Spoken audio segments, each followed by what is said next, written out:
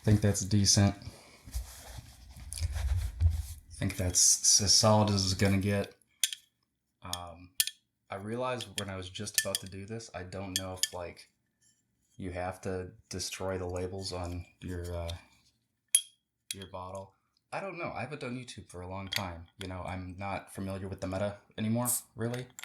So, you know, we'll just play it safe with question mark question mark question mark beverage here. So if you've been on Twitter a decent amount of time, you've probably seen this reaction image. The oh god, he's just like me for real. It's a great one. I've got it pulled up right here. You know, obviously it helps that it's from, you know, an actual good manga. It's from Chainsaw Man. Got Denji is just slamming his head into this TV. You know, it's really, you really feel that. This is just like when you've got a little guy. He's just like me for real. So it's very expressive and I like it a lot. You know, and there's definitely like, you see it a lot when cool stuff happens, people like it. It's very applicable to a lot of different things. You can have a little guy that you really like, a situation, a place. It's pretty it's not very limiting, you know, of a meme format. You can tell that you like did a good job with something you're trying to make relatable when you get these two. You know, it's not like too forced, like ooh, so relatable humor. So that's always a danger, but people are saying, oh, he, me, for real. That's a solid one. And, you know, that comes up pretty often still. Oh, it's literally me for real. But much rarer, probably only like a couple times in your life. Once in a blue moon, all the stars align, you'll find a piece of media that's like, it's not so much, oh, it's me for real. It's like, I feel like someone's been following me. Like it's less, oh, so relatable, and it's more like, yeah, I feel like someone's been writing down what I've been doing for a while now. I feel like everyone gets like at least one of these, maybe a few if you're lucky. And it's sort of like your thing. Like everyone associates you with that thing. And, you know, I've got mine, and that's why I decided to have this be the first video I did coming back to making YouTube videos. So that's why we're going to be talking about Night in the Woods.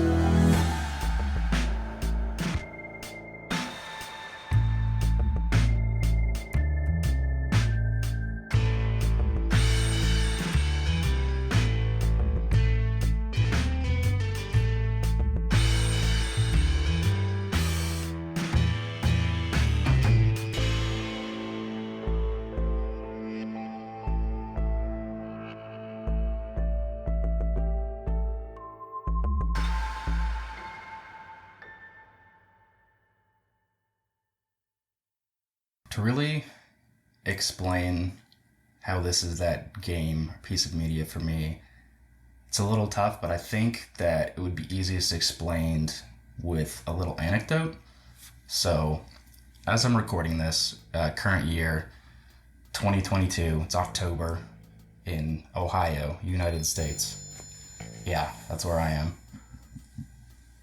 So, October 2022, as far as I'm aware. This past summer, as you're probably aware, even if you aren't in the US, because, you know, I always have to hear this shit no matter what, there was a Supreme Court decision that overruled Roe v. Wade. You've heard of this, obviously, literally everyone has. And, you know, that was a big thing. People were protesting. It's cool. And around this time, at some kind of sports game, I'm not sure, I think it was soccer maybe, I could be wrong, but there was people that were doing like a protest thing there, and they put up this huge like print, or like, I don't know if it was like drawn or whatever, this huge like thing they erected of May, the main character of Night in the Woods, with like an axe. You know, sort of like a come and take it type deal, which is great, you know, love that for her and everything. But when that video came out, I gotta remember to like look at you and not the not the screen, the camera. Hello. When that video dropped, literally all of my friends sent that to me in a DM, like, separate from each other.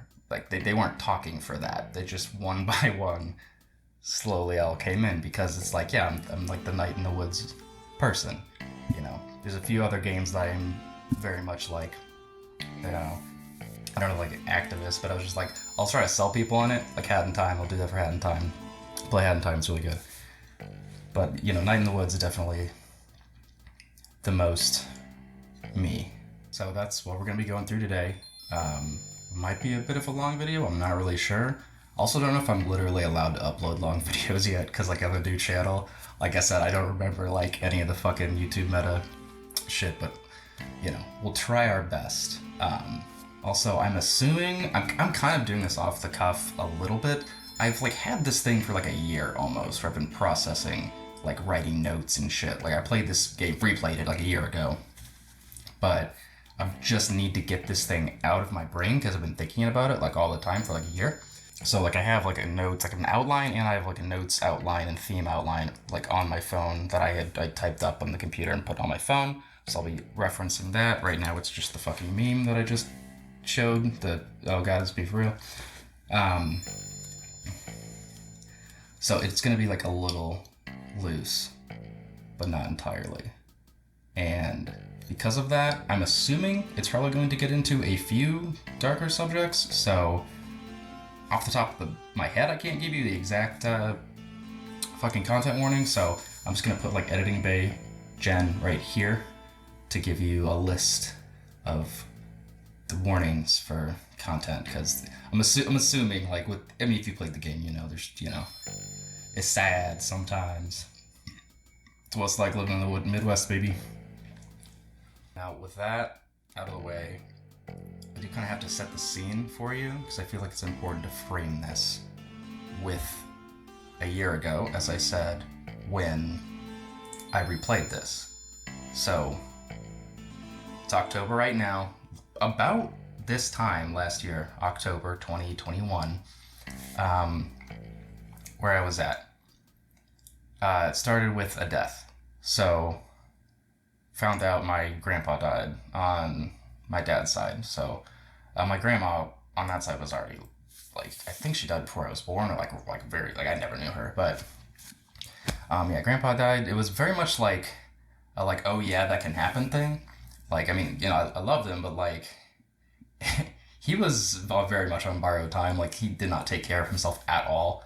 And, like, there was, like, several times, like, years and years ago where, like, you know, me and my mom and dad were like, okay, this is probably it. Or, like, you know, but he just, like, kept trucking, just eating, like, nothing but garbage, like, not doing anything. But, so, you know, when I got the call when I was at work, and they're like, hey, you know, Papa Mike passed away. And I was like, oh shit, like I forgot that was going to happen eventually. That, yes.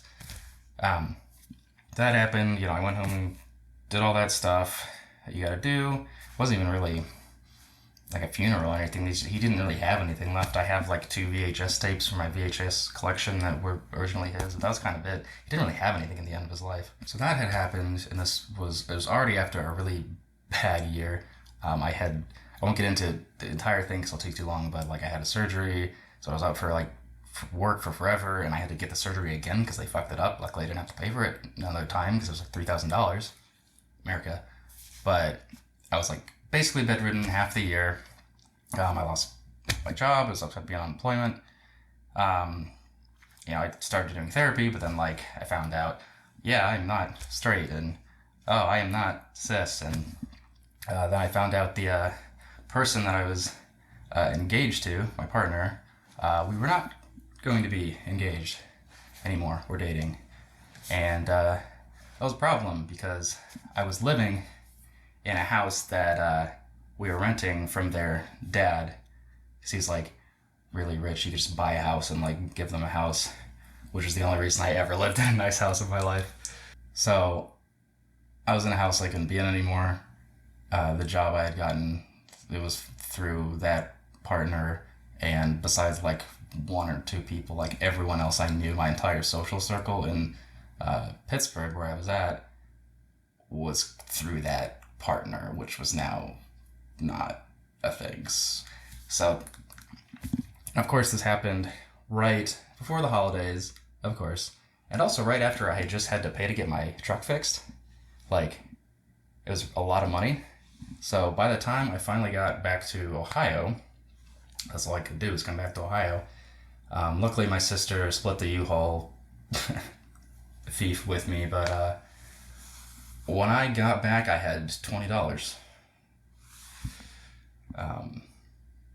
in my bank account. That was it, $20.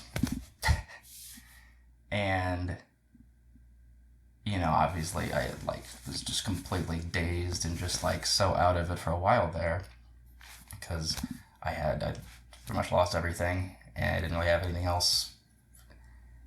And around that time, I had lived with my folks for a while. I was trying to get back on my feet, and I was like, I should play Night in the Woods again right now, because all of that, that's where the game starts. So it's become nighttime now, so the lighting is a little different. That's okay.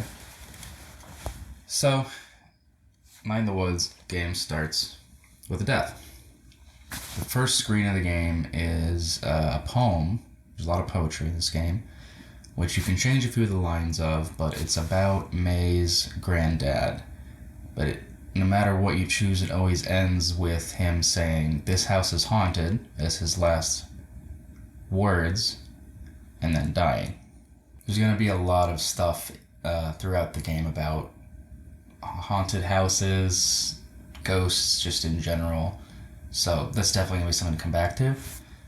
But you get through that screen, and then you're plopped out into the bus station. This is where we start. You've just arrived home from college. No explanation why. Whenever people talk to May at the beginning of the game, she avoids the subject as to why she came home from college early. Seems like the middle of a semester. And she didn't even have any of her stuff with her. It's just no suitcases or anything. She just came home. And her parents forgot to come pick her up. So she's just alone. And you're in this rundown old bus station. You can see the really old murals on the wall, and it says it's from the 1700s. It's when this town was founded, and it's so you can tell it's an old place. A lot of history in this game as well. And you go to use the payphone, and someone ripped the phone off, so they can't even use the payphone. Also, there's a payphone. That's where we're at technology wise. No one came to pick you up. The people on the TV, there's a talk show going on and talking about the recession and being single. It really is just sort of nailing in you're a fucking loser right now. And that's kind of that's where you start. So that's where May's at, and she decides to walk home through the woods. She says she can't go through the highway because that'd be too dangerous. So the beginning of the game, it's not really gameplay. It's mostly just an adventure game, but there's a little jumping puzzle. You could literally even skip it if you want, which I found hilarious. But you can move around, triple jump like Mario. That's pretty much it. It is always funny at the beginning here when you're going through the woods after the bus station, and it's night scenery. It's very pretty. There's so many things that are just oh yeah, I've literally done that. Yep. There's a train that goes by, and May says oh yeah, I used to hear the train all the time, by my house, and I grew up down the street from a train track, so I had that as well. There's random ass shopping carts that have been thrown into a ditch you have to go through, which it's always funny. I always just see random ass shopping carts in weird places and near the woods and stuff around here. It's whatever. When I used to work in retail, I used to have that all the time. One time when I worked in retail, I had got a card back in our card return that was from a store that was 2 blocks away. I was how did this even, who brought this here? Also, just this whole walk back home, it's just the middle of the night, it's totally alone, there's no one there. Reminds me of a time I did something like this where I was in community college. I was driving home from a friend who was around the area where my community college was. So I was commuting to school when I was in college. It was like a half hour away, or like an hour, I don't remember. But I was driving home at like 2 in the morning in my old Ford Focus, my first car, got from my grandma. And that shit was like falling apart. I didn't have money to get it fixed. But like the brakes were going and like it was like not starting sometimes. Like this night coming back, it was so bad that like I would drive for a while and then it would like peter out and I'd have to like pull over and like wait for like the engine to cool down, and then I could like keep going for some more and then have to stop again. So I did that so many times, like the brakes were like going not good. But at the time I finally got back to like the exit to where there's the main street from the town, or small town where I grew up, where my parents live. It just gave up. Like the brakes went down, brakes are gone, and like so on this exit ramp, like goes onto that main street, and there's right when you get off the exit ramp, there's a gas station, which is also like a mechanic. It's a repair shop that my family was friends with the family that owns it, so we would always bring my shit there to get fixed. So like I knew I was gonna have to take my car there, but like when I was going to the exit, I literally was like, I hope no one's coming because I can't fucking stop. Like, I mean, it was 2 a.m., so no one ended up being there, but like I literally was like, I'm either gonna end up in a ditch or I'm gonna think someone's gonna run into me. Like, here we go. But like I said, it was like 2 a.m. Luckily nothing happened. And I had no brakes, so I just like went down the ramp and then like drifted into the parking lot of the place and like kind of went around in a circle until I slowed down and like came to a stop and parked.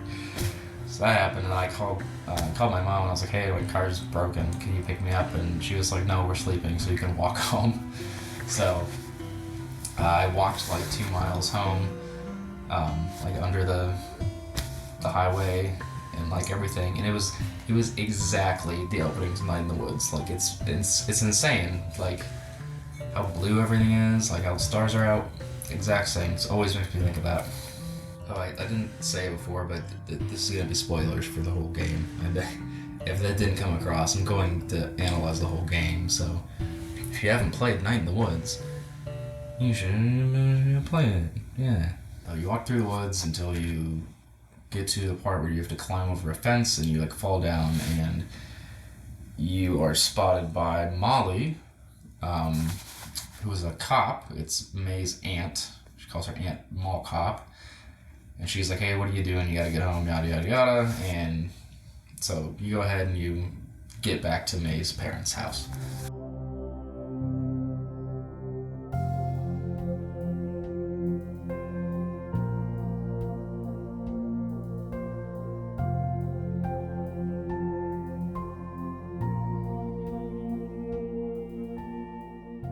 Like, they feel bad that they forgot, but like it's sort of like, happens.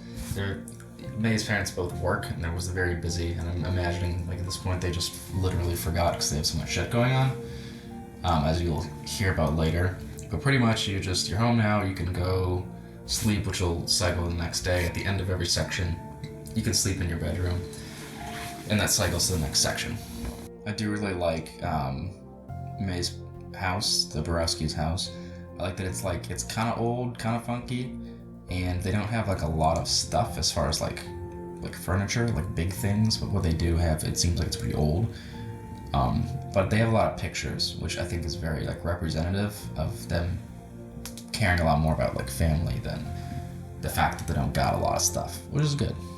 There's a bunch of boxes and stuff up in May's like attic room, so I don't know if they like shipped her shit back from college and then she's just like getting there now, or if that's just stuff that's already been there. I don't know, but that's pretty much it. You go to bed, and then next day wake up. I do like that you don't have to wake up immediately. You can just like let the sun sort of go through the little sunbeam, and like it stops at one point, and you can just kind of leave it there for as long as you want until you hit a button and wake May up for the day.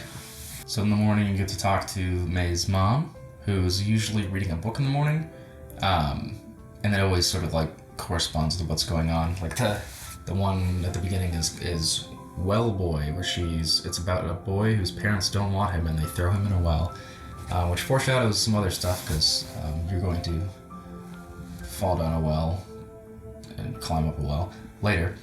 But also that's just kind of where May's at right now. Like, oh, your parents forgot you. It sucks. Loser. So once you're done talking to Mom, you can go out and basically just free roam most of Possum Springs, which is the town the game is set in. There's parts which will become available as the game goes on, as the days go on. It takes place over 2 weeks, the middle of which about is Halloween, so it's like a week until Halloween at this point in the game. And there's a lot to be said just about how people talk to May and like what they talk to her about around this time. Like right when you get out, there's this guy who's sort of heckling you like an old man that's like, get off my lawn type deal. And he's talking about how he's like, oh yeah, you're back. Like you were either gonna be someone and go out and do something, or you're gonna stay here. And that's very much like, as far as like Ohio, that's always like sort of the thing. It's either you know, become an astronaut, you know, or like some shit, or like you just work in Ohio until you die. The period in May's life here that she's in is very interesting. She's very much in limbo. It's pretty obvious, like a lot of coming of age stories, you know, there's a lot of like Catcher in the Rye in this, which I'm sure you read in English class in school, where, you know, you have a character, Holden May, who's just kind of a shithead and, you know, has to grow up. And when you're, you know, young, when you're a teenager, you read it or play it or whatever, you like really like understand the, you know, the plight of this character. And then when you're older, you go back and read or play it, and you're like, wow, what, like, Jesus, what a whiny person. I think May is like a really good updated version of this though. First of all, she's older. She's in college. She's like a man-child basically, who's just like living at home, doesn't have anything going on. But also you just can't see the reasons that she left college yet. And once you get that, it very much fills things in. You know, whenever people ask her like, oh, you were in college, what happened? She's just kind of like, yeah, it wasn't for me. Like she can't bring up the actual reason. So that's always very awkward. And she's in this spot where like she wants to be both an adult and a kid at the same time. She wants to be seen as kind of both, but doesn't fit in either. Like whenever you're walking around at the beginning of the game here, you talk to all the young characters, like there's kids running around, or like there's teenagers down in the canal. May will constantly try to be talking to them, and they're like, oh, you're like a weird old adult, go away. And she's like, May will, when talking to them, to teens and kids, say, oh, I was just in school. Like I was your age not too long ago. On the other hand, whenever you're talking to adults, they're just consistently like, you're just a kid. You wouldn't get it. I'm out here doing my job. You wouldn't get it. You're just a kid. And consistently May is like, no, I'm an adult and I want to be treated like an adult. So she just doesn't really fit in either area. And it's also like limbo, whereas her life's very much on hold. Like, because she had to leave for college for some unforeseen reason, then all she can really talk about with people is like what they're doing, which is usually just their job, or stuff that she's done in the past. Like every time she talks to an adult character, they're usually doing their job or talking about what they were doing at work and how they're off work. And May's like, oh yeah, like I had a job once, like I did, I bagged groceries. And they're like, oh, what do you do now? And she's like, nothing. Like that's a lot of the conversations just kind of wrap up like that. And you'd really like, May doesn't have shit to do either, because since she doesn't have a job or anything going on, she has no money. There's like not really much she can do except like sleep in half the day and then go hang out with her friends who are working, doing their jobs, and then occasionally going in with them to do stuff that they have to pay for, because she doesn't have any money. And, you know, most things to do cost money. That's, you know, part of why we have such a big problem with alienation, atomization in the US. Like, you know, I just literally 2 days ago got laid off, and, you know, while I'm looking for a new job, I'm pretty much just going to be working on, you know, YouTube video and sending out applications and, you know, like going on walks, because those things are free and will, you know, I'll give me benefit, you know. Going for a walk gives me exercise, so I have less of a chance to, you know, have to go to the hospital, which I can't pay for because I have no insurance now. And, you know, getting a good new job eventually, hopefully, will, you know, pay for rent, for the roof over my head, and then, you know, YouTube hopefully could eventually get me some, you know, momentum towards something else, which could one day hopefully make me money as well. When you're in that position that May's in, when you don't have shit, you do have a lot of time. You're wealthy in time, not in money. And it does do a really good job of illustrating that even, like, May is a fuck up. Like, at the beginning, like, May is such a fuck up. And just, like, does, like, a lot of, like, unhinged shit. But the fact that she spends what she has, which is just time, on people that she cares about, and, like, it's very clear that she's trying to spend quality time with them, even though it doesn't always come across like that to them, at least in the beginning. I think that goes a good way to show that she has still got a good heart, despite, you know, being the Holden Caulfield of this game.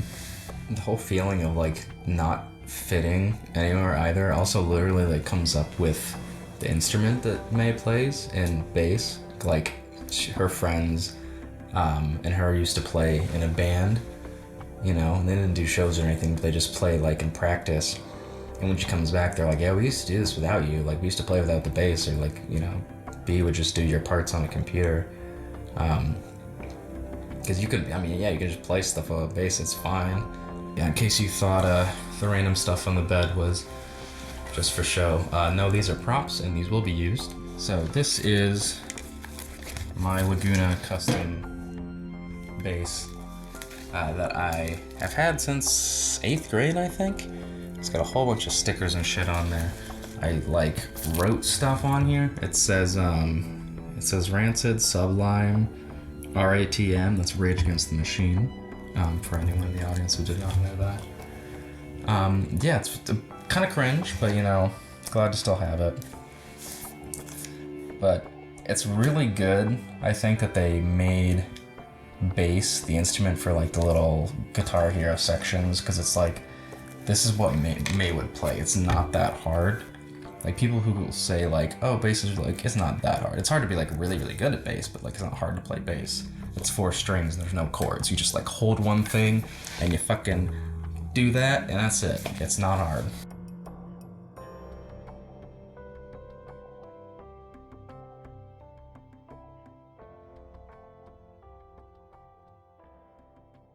So May meets up with her friends that she used to know from back home, and eventually they get together and play a little jam session. You get to play Guitar Hero and do a song. First one's Die Anywhere Else.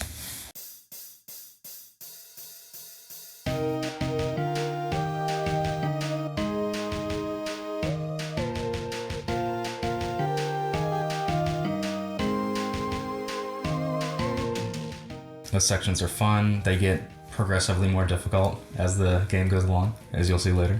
But I think it's good that May gets back with her friends now, because you can kind of see once May starts talking to and hanging out with the different friends, specifically the main, you know, Beatrice and Greg. Beatrice is, like, the goth girl that works at a lumber place that her dad owns, and Greg is the hyperactive punk kid who works at the Snack Falcon, which is 7-Eleven.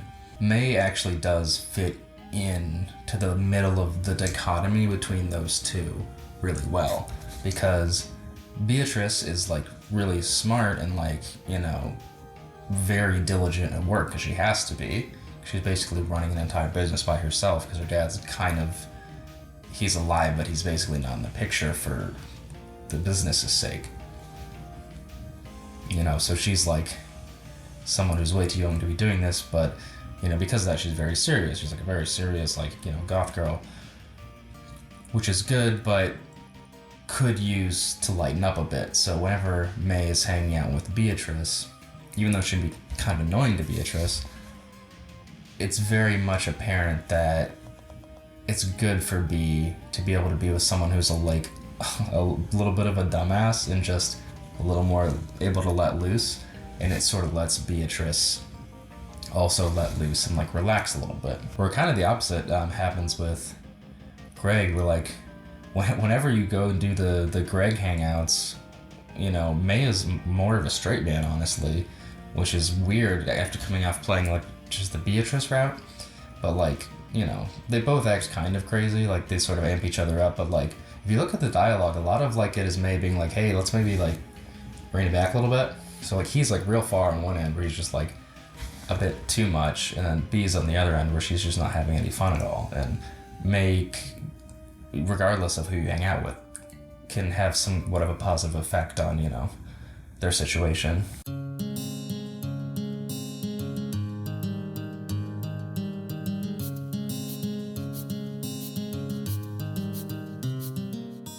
It's also nice at this point that even though May is doing some like kind of wild stuff, like for the most part being Greg and Angus, which is Greg's boyfriend, sort of like, so they deal with it. Like, you know, there's a few times where B is upset, like justifiably so.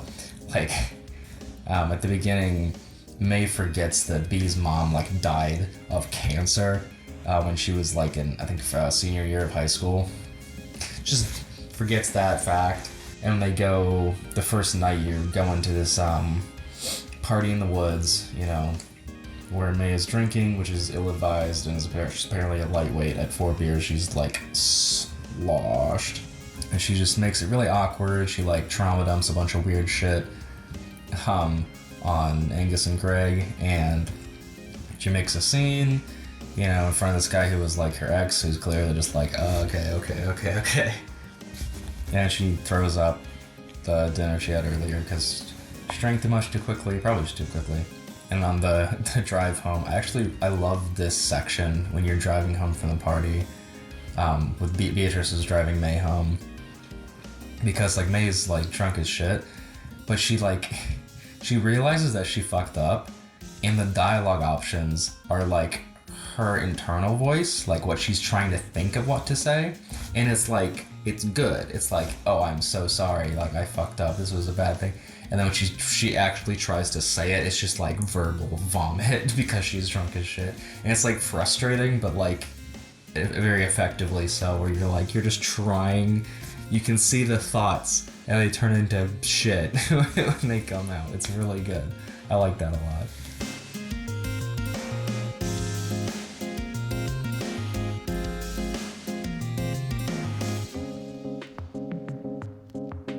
That's also the other thing that's nice, that with the main friend group, Beatrice and Greg and Angus, they don't really bring up too much like May's past, because she had an accident when she was younger where she basically she doesn't know what happened, but went into some kind of a state and beat up a kid with a bat.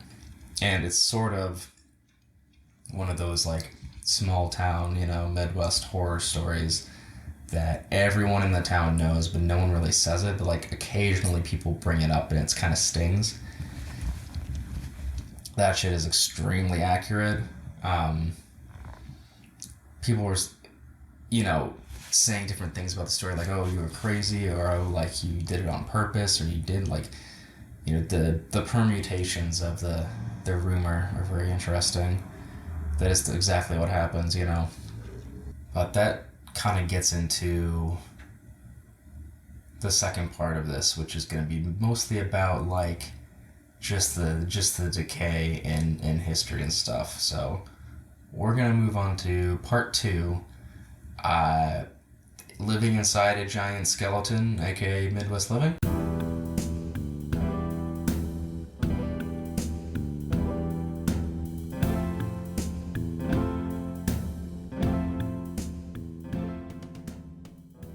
This section is probably going to be a lot longer than the last one. This was not structured in a specific way, but I just feel like we're going to be here a while, so, yeah.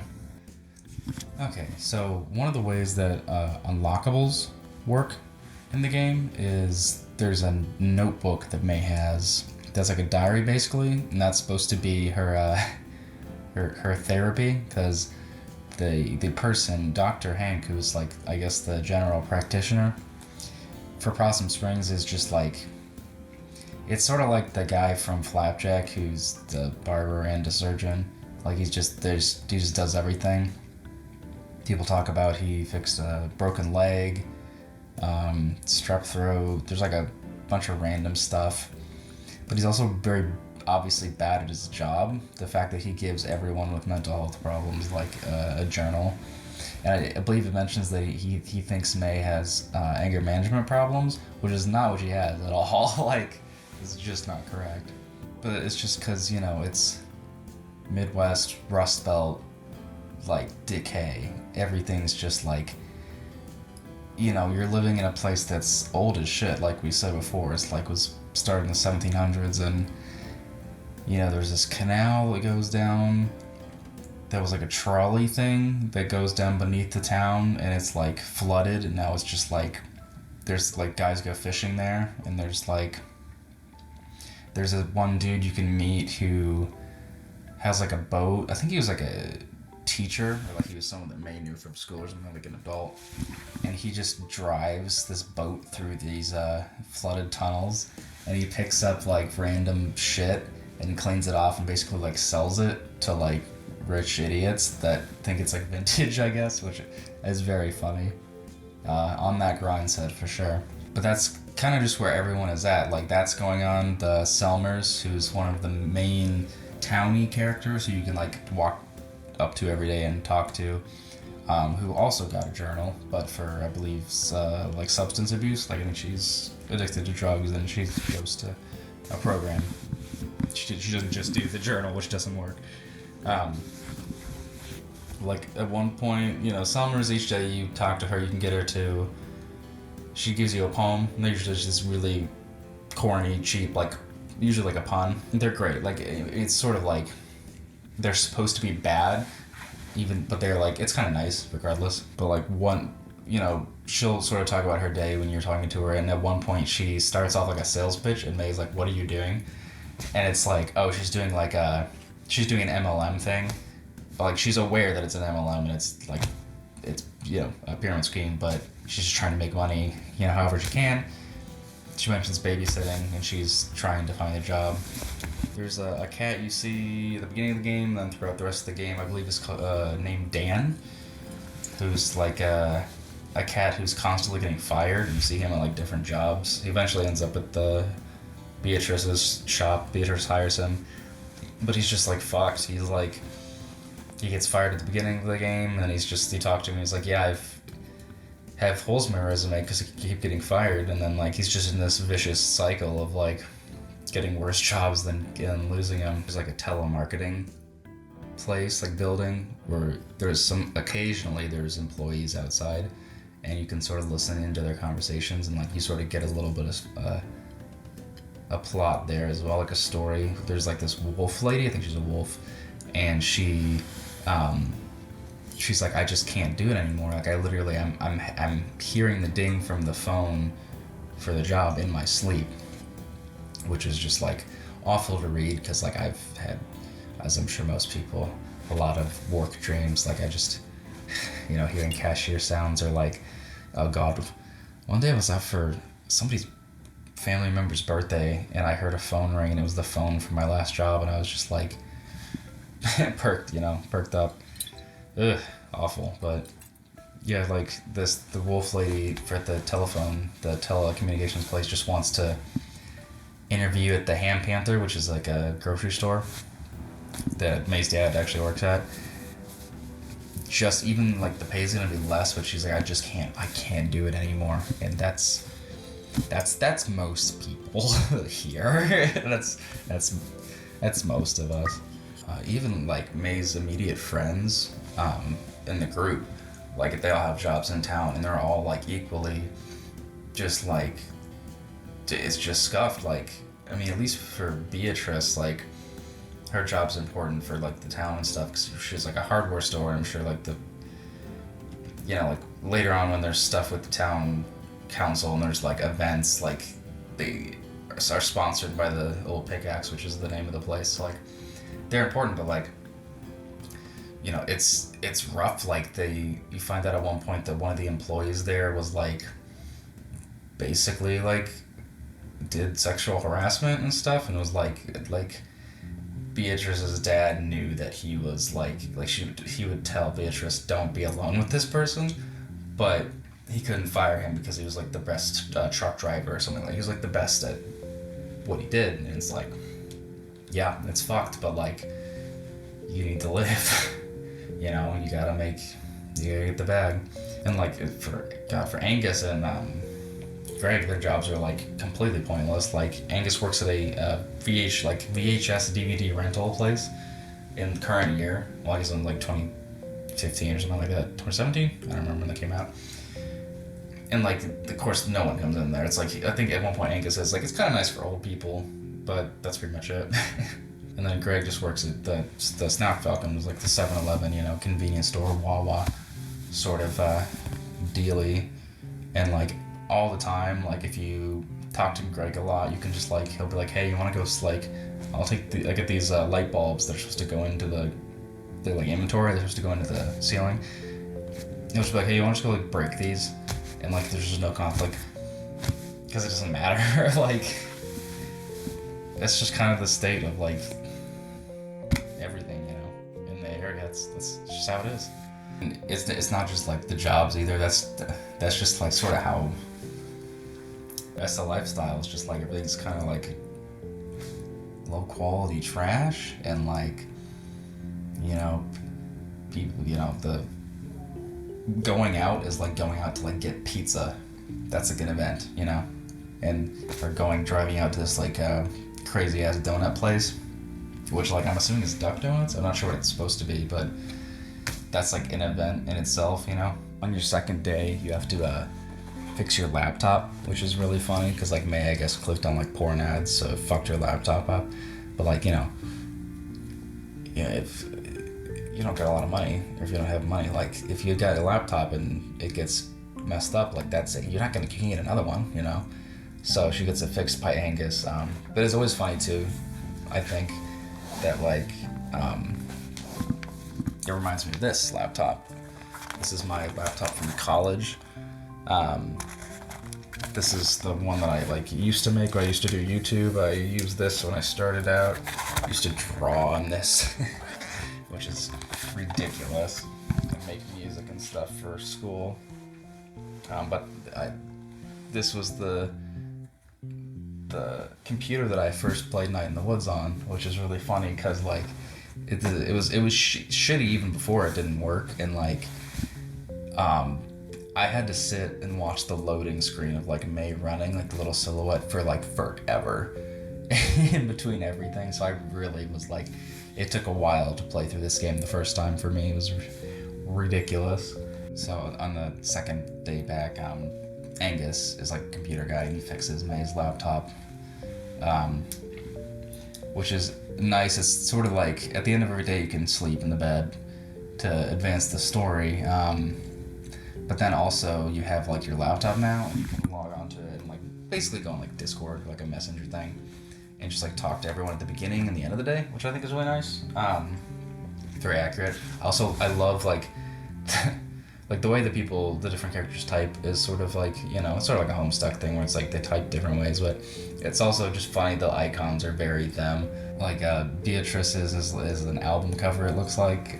Greg's is just like Greg, like in there. Angus is a little meteorite, and then Casey, who's like the missing friend, is like, it looks like an Xbox Live like type photo, you know. Like I didn't even bring up Casey yet. There's when you get back, May asks where their friend Casey is, and everyone's like, yeah, he's gone, like he must have hopped a train or whatever, and she's just like, oh, like just as another thing that's changed, you know, and everyone just assumes that, yeah, he must have finally jumped the train or whatever and gone somewhere else.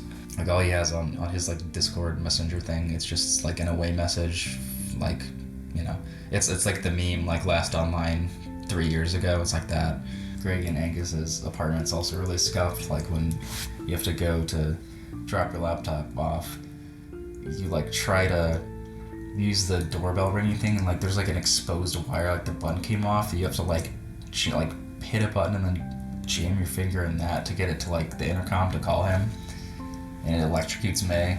which happens a lot. May like almost dies constantly in this game, and she gets electrocuted like several times. Also, Angus puts a game on the laptop, which is called Demon Tower, it's like a 8-bit Dark Souls type thing. I know that Scott Benson made the game, or did art and wrote, and his partner, I believe Beth, also wrote.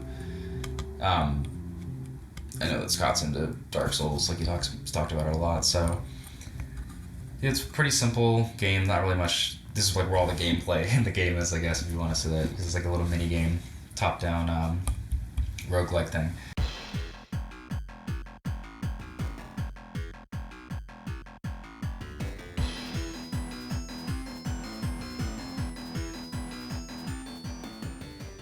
But basically, just like after the first few floors, there's 10 floors total to clear, and then every time you get to the next level, you lose an additional chunk of health, but you gain another dash, and you can like sort of dash around and dodge bullets. If you dash through a projectile, you parry it, and then you have like kind of stamina. Like you can swing a sword, but if you swing it more than twice, then you stagger. So you have to like swing, and then dash away, and then like swing, dash.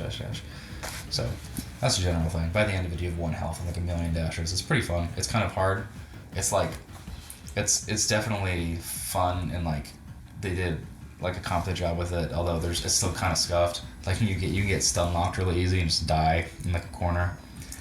There's been a few times I've played the Demon Tower, and on one of the floors, like the key to get to the next floor, like because it's like a big labyrinth.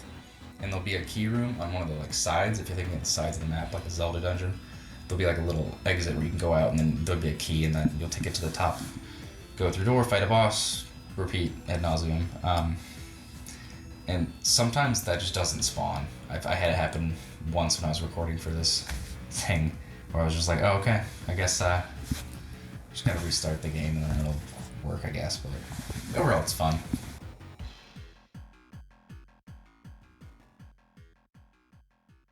I think the next day after that, you get your first glimpse of the town council, like the local government. It's just like very frustrating whenever you see these people, because like this is very clearly not getting anything done, and like wasting time and money, and like it's so very clear that there's just like the place is falling apart, and they're just not doing anything. Which is, that's how it goes. I had a note here. It doesn't really fit in exactly, but just like as far as people you can run into. I always forget about this. There's a guy named Wags who's a Navy recruiter who's got like a table out one day in the street, and you can talk to him. He like tries to recruit May, which is like true, because of course they go to, poor areas to try to recruit people. That's true. But it is funny though, because I had a Navy guy or like an Army guy come up to me when I was in community college and like ask if I wanted to be in the Army, and I was like, or he's just like, oh yeah, what do you do? And I was like, oh, I'm doing like music and stuff. And he like asked what I play, and I said I play guitar, and he was like, ask if I want to play like guitar for the Army, and I was like, I don't think that's no, I don't know about that. I don't think the Army plays guitar. And even the first hangout sections, like some of the first hangout sections, if you go with Beatrice or Greg, are just in like rundown ass areas, because with Greg you go to like the old Food Donkey, which is like a abandoned grocery store, and steal a like animatronic thingy. And for Beatrice you go to a dying mall, which is, I think it's really funny. There's actually one person. There's one person in the mall. If you like walk throughout it, it's one guy who's like mall walking back and forth, which is just really funny. And there's only like a few stores open. May has Beatrice shoplift from like a Hot Topic, which is really like, she's like, yeah, it's an experience. And then Beatrice is like, I work a good job. I don't want to like do this because like people steal from us, whatever, which is really funny. Not that matters. I don't think stealing a belt buckle matters. Pretty sure that I did that when I was a kid. I'm pretty sure I took like a Triforce, like a Zelda belt buckle at some point. Probably. It is in the mall too, where had the line which really like got me to be like, oh yeah, that's me for real. When I first played this game, way back when it came out, and that's, you're in the mall and you're sitting there, and Beatrice will like talk to you. You're in the food court. Beatrice will like talk to you about some school like thing that happened. People used to be in school, some drama stuff. But May's like, oh, I want to go run around more, and Bea's just like, oh, I'm just tired. Like my feet are tired from work. I just want to sit here. And man, like that's when I was working at like the warehouse and like delivery job. It was downtown Akron. I was moving like big ass medical equipment and like documents all the time, and like every day I had like steel-toed work boots, and like I was fucking like, when I read that I was like, yeah, me too. I'm fucking tired. My feet hurt. I was like, yeah, I feel that. Also, it's a weird coincidence that this ties in like multiple ways. One of like the fun things about like fun fact things about Ohio that I usually bring up when I'm talking to someone, you know, like my girlfriend is from Florida, so like I could be like, oh yeah, you don't know this like fun fact thing. If you look up on Google, look up Rolling Acres Mall snow. Rolling Acres Mall snow. You can see these famous pictures, which are actually from a mall that I used to work down the street from when I worked at that job I just mentioned. And I actually went to this mall when I was a kid. It was still like, it was falling off at that point. Like there was only a few. It was like the one you see in Night in the Woods. There was only a few stores open and it was on its way out. But like, yeah, there used to be like a big glass elevator. I went down that with my dad, and like, you know, I think it like got built in the 70s, I want to say, and it was like prosperous at the time, but then it just like went down and down and down. But yeah, that picture's really cool because the place was like just a war zone for a while, and like this broken glass like all over the floor, like it was just fucked. It looked like post-apocalyptic if you went in there. You weren't even allowed to go in there. I know Dan Bell, who did the Dead Mall series, went in there, which is also hilarious. I was like, oh yeah, it's Akron. That's like where I'm from. The police like escorted him out, like you're not supposed to be in there at all. But when it because of all the destruction, like part of that glass that was on the ground was from the ceiling, because the ceiling got smashed out, like all these skylights got smashed out. So in the winter when it snows, because Ohio, the snow went down through the roof and like coated the inside of the mall with snow, and it's a really cool picture if you check that out. So that's always like my fun fact they can get to show. But yeah, that if you looked it up, that snowy, like Silent Hill looking ass, like Shattered Memories looking ass mall. I used to go there when I was a little kid, and that place is gone now. It's an Amazon factory. They flattened it a couple years ago, so that's a fun little tangent.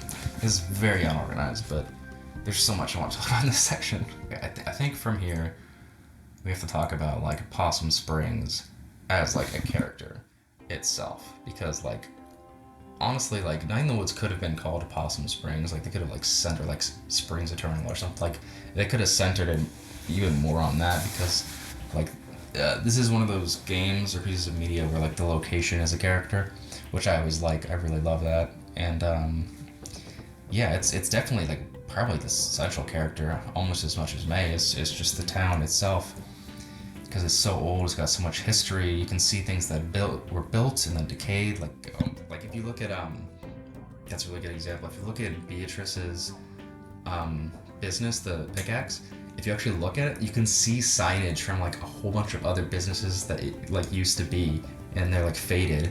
And like I saw that a lot in Pittsburgh, which is what I'm getting to, is that Night in the Woods is set in Pittsburgh. It's, you know, it's called Possum Springs, but it is Pittsburgh. Scott and Bethany live there, from there, and there's like a whole bunch of stuff. The hills, first of all, the you know, the pierogies, the two sports guys. They're outside the sports bar who like talk all the time. They're like, yeah, go team. They're rooting for the Smelters, which are the Steelers, Pittsburgh Steelers. There's a whole bunch of mentions of industry and like mills, steel mill. There's like a glass factory.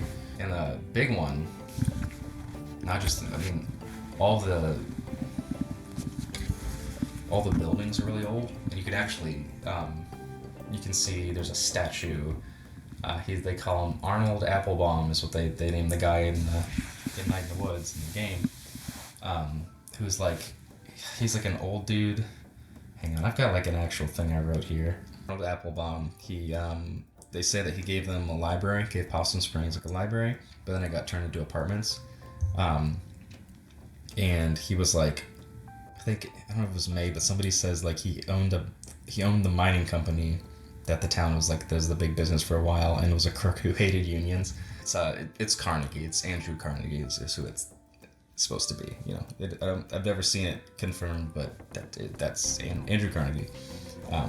There's so much shit in Pittsburgh and like Pennsylvania that's named that after Carnegie, and you know, universities. That's why they do have nice libraries, which is brought up in the game. When you go to the library in part 3, Beatrice says something about that, where it's like, yeah, we have really good libraries because of this. All the big tunnels and stuff. You know, I used to live by the Liberty Tunnel, one of the entrances to that. When I moved there in 2019, and like, man, all the buildings, all the brick and everything, it looks exactly like the game, Night in the Woods. I lived in old Brookline. Like, it's just the same thing. It was wild. Pretty sure I've replayed Night in the Woods a lot of times. I probably played it then too, and it was just like looking out the window, you know? It's crazy. That's just like one of the many things that have to do with history in Night in the Woods, which is really cool. There's like so much stuff which is like from different eras that you can find. One thing that's really cool, there's not Miss Miranda, that's the crazy lady. There's another lady who's a dog who's in the underground area in the canal, and you can talk to her. It's a tunnel. I keep saying canal, it's like a tunnel. I don't know, I was always confused by what it was, but it was like a tunnel rail car thing that got flooded, whatever. Underground, there's a dog lady that's like Miss Rosa, that's what it is, her name, and she it's an old grandma who can like kind of barely remember things, but she recognizes May, and you can start talking to her. She tells you about like way long ago in Possum Springs, because she knew May's granddad, the one who dies at the beginning of the game, and like she only can remember a little bit at a time, so you only get little bits, but it's really interesting that like she talks about when it used to be a mining town, and that basically, from what she says, Possum Springs was like a company town, you know, and that you find out that it makes sense that May's crazy as fuck, because her grandpa's crazy as fuck, and like it was like a, you know, they were trying to like union bust like Pinkertons or whatever, and they like he like I think set on fire like the boss's car and shit, and like a whole bunch of other stuff. The most hardcore part of that is when you find a tooth. You can find, there's a safe in a little crawl space. You have to ask May's dad to move the boxes to get to the safe, and once you get to the safe, it's you have to find a combination for it, and you can find that on the bookshelf in the house. And when you use that, when you open the safe, there's a tooth, and for a while it's like, what is this tooth? But you can give that to May's dad at the end of the game, and you find out that that was from this boss, I guess, who like everyone in the union, he was bringing like army guards and stuff, tried to break a strike, and they like held down this boss and like ripped out his teeth, and like all the workers kept a tooth, which is like to solidarity, whatever, is the most metal shit. Jesus Christ. That's also the vibe of one of the constellations. One of the townies is Mr. Chazikov, who's like was a science teacher, I think, science teacher for May, and he's up on his roof. Some of the days you can see dusk stars, which I don't think that's a real thing, but they're just basically like, you can do like stargazing, like Animal Crossing Wild World style, and you can discover some constellations, and then he sort of tells you a story for each one, you know, and some of them like are like longer than others, so some of them are kind of just like phoning it in, like one of the last days, there's one that's just a big snake, and they're just like, yeah, it's a big snake, it's a big snake. Yeah, but the one I like the most, my favorite one, is Simone the Fighter, which is a deer with a fucking rifle, and she's like in this old country fighter who lives under a tyrannical government and works together with like a bunch of people to rise up and try to take over or something like that. And she gets killed. Like there's this big slaughter, but like because the bones were so mixed up after the battle, it's said that Simone's lives through the bones of all of her countrymen, and like again, metal, super sick. I actually would like to get that as my next tattoo. I want to get that on my arm. Just the Simone. She's sick. Oh god, speaking of townies, I didn't even bring up Lori yet. Lori M. I love Lori. Lori is like my comfort character. Lori is this mouse who's like, I think she's like 14. She's like a kid who knows about May.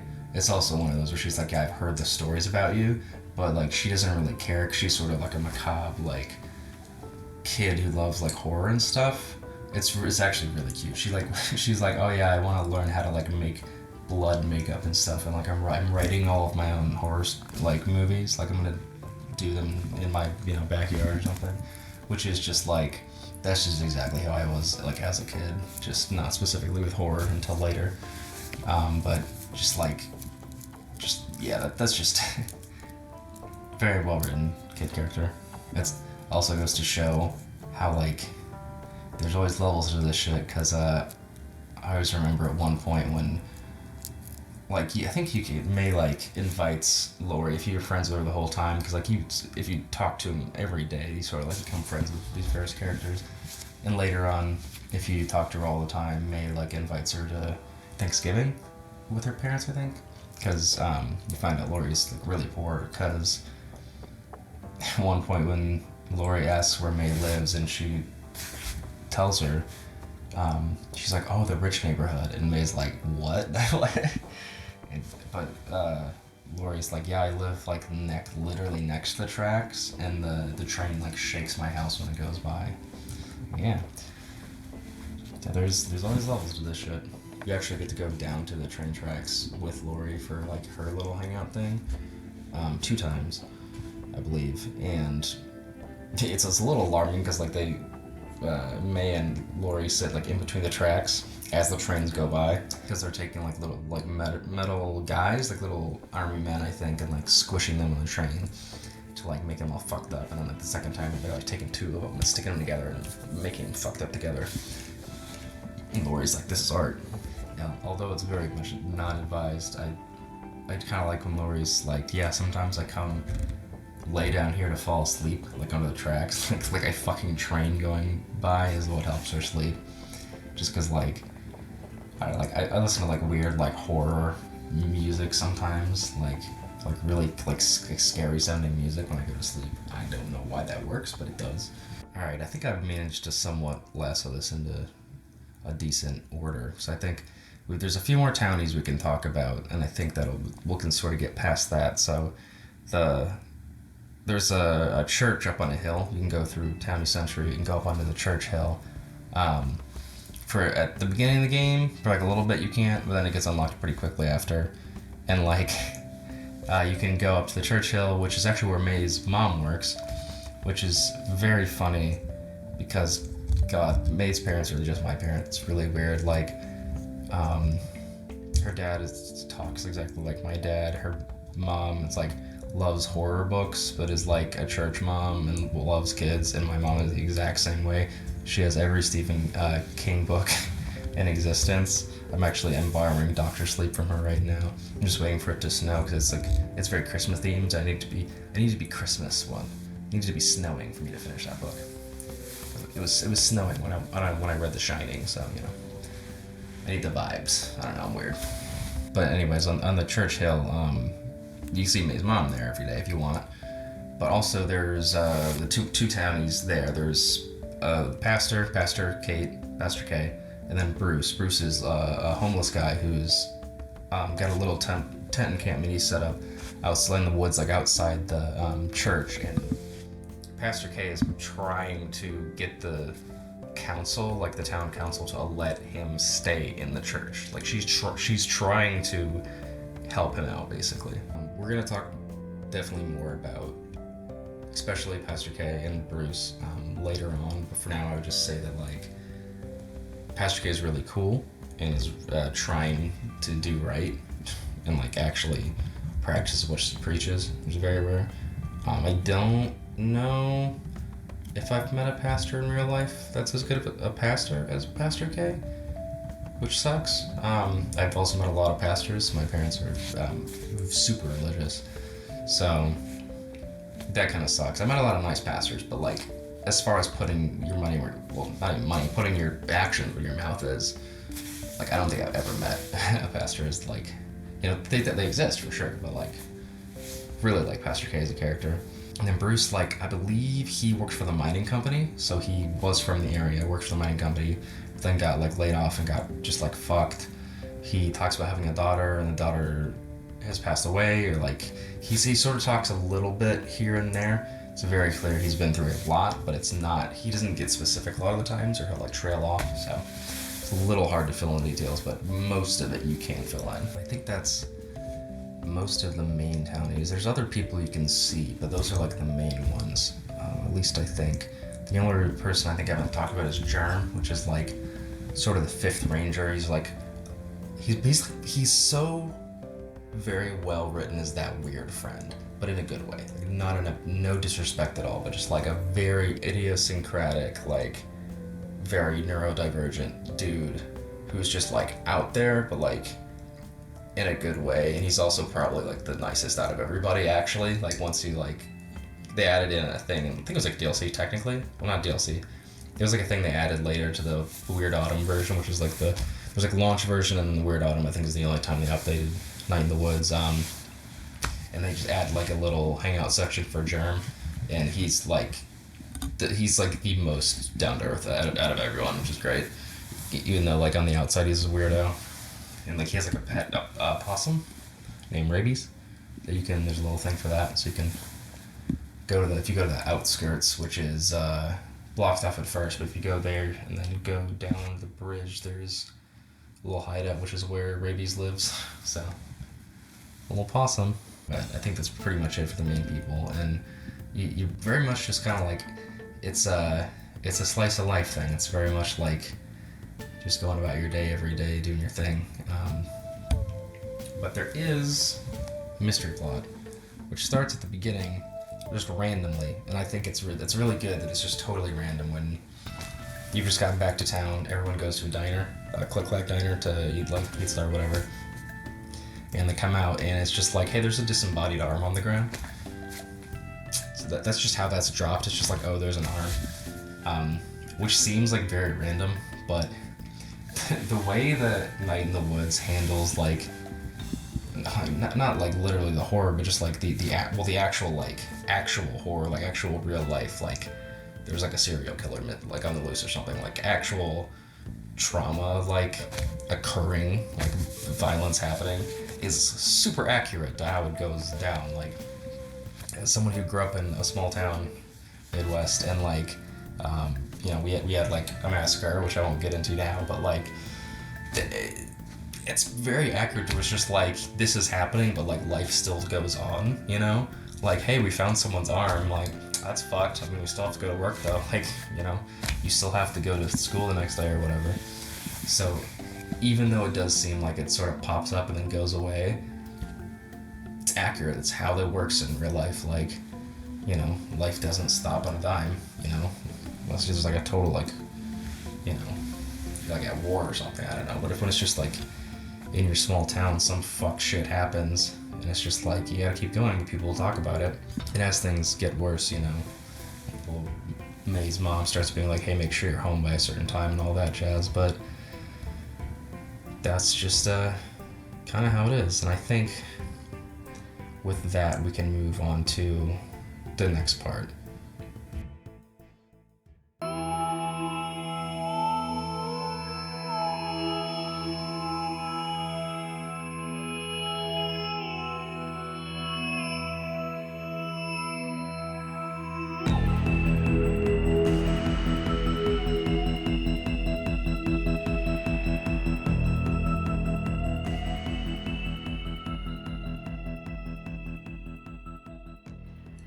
So for the whole first week that May's back, things go pretty decent. You know, she's fucks up a bit with her friends sometimes. She makes Beatrice upset twice in the last two of her hangouts. She gets Angus mad at her in one of the Greg ones and kind of causes a problem, but everything gets resolved. Everything's okay. She still has that arm though, and that comes back on the 7th day, on Halloween, or Harfest as it's called in the game. Basically, for most of the days, you go out, you wake May up, you go out of the house, you talk to her mom if you want, go out of the house, go and do your thing, talk to the townies, eventually end up talking to B or Greg, or sometimes only one of them if it's like a whole group thing that's going to be that day, and if it's just hanging out with one of them, whoever you choose to go with, you hang out with them at the end of the day. You do that little side quest, you come home, you can talk to your dad at night, and then go to bed. There's a dream sequence, and that's it. So for Harfest, starts out, first of all, May has a fight with her mom, which is super uncomfortable and very, accurate to how that goes. It's also understandable that because May hasn't told her parents anything, or really anyone anything about why she came home, and then, she's not looking for a job yet, she's not really been doing anything but, sleeping till, 5 p.m. and hanging out with their friends. So they're worried, but they're also Candy, her mom's name is Candy, is her eyes are also tired when you talk to her this day. It's the only day where her eyes are more tired. And it's just clear that, it's the same reason that they forgot to pick her up. It's there's just so much fucked shit that you have to deal with on a day-to-day that, that'll happen. So you do that, May kind of leaves it at a weird place, but you go out, and everything's sort of decorated now. The days leading up, you see some pumpkins and stuff on, stoops and all that. You start to see some little decorations, and then at this point, there's a whole bunch of stuff set up. Everyone's talking about Harfest, and if you go downtown to Town New Century, there's a big banner, and once you get under the banner, I believe, May looks up at it and is oh, I'm so excited, I just want to go home and get ready for Halloween now, basically. So, past that point, you can go still talk to people if you want.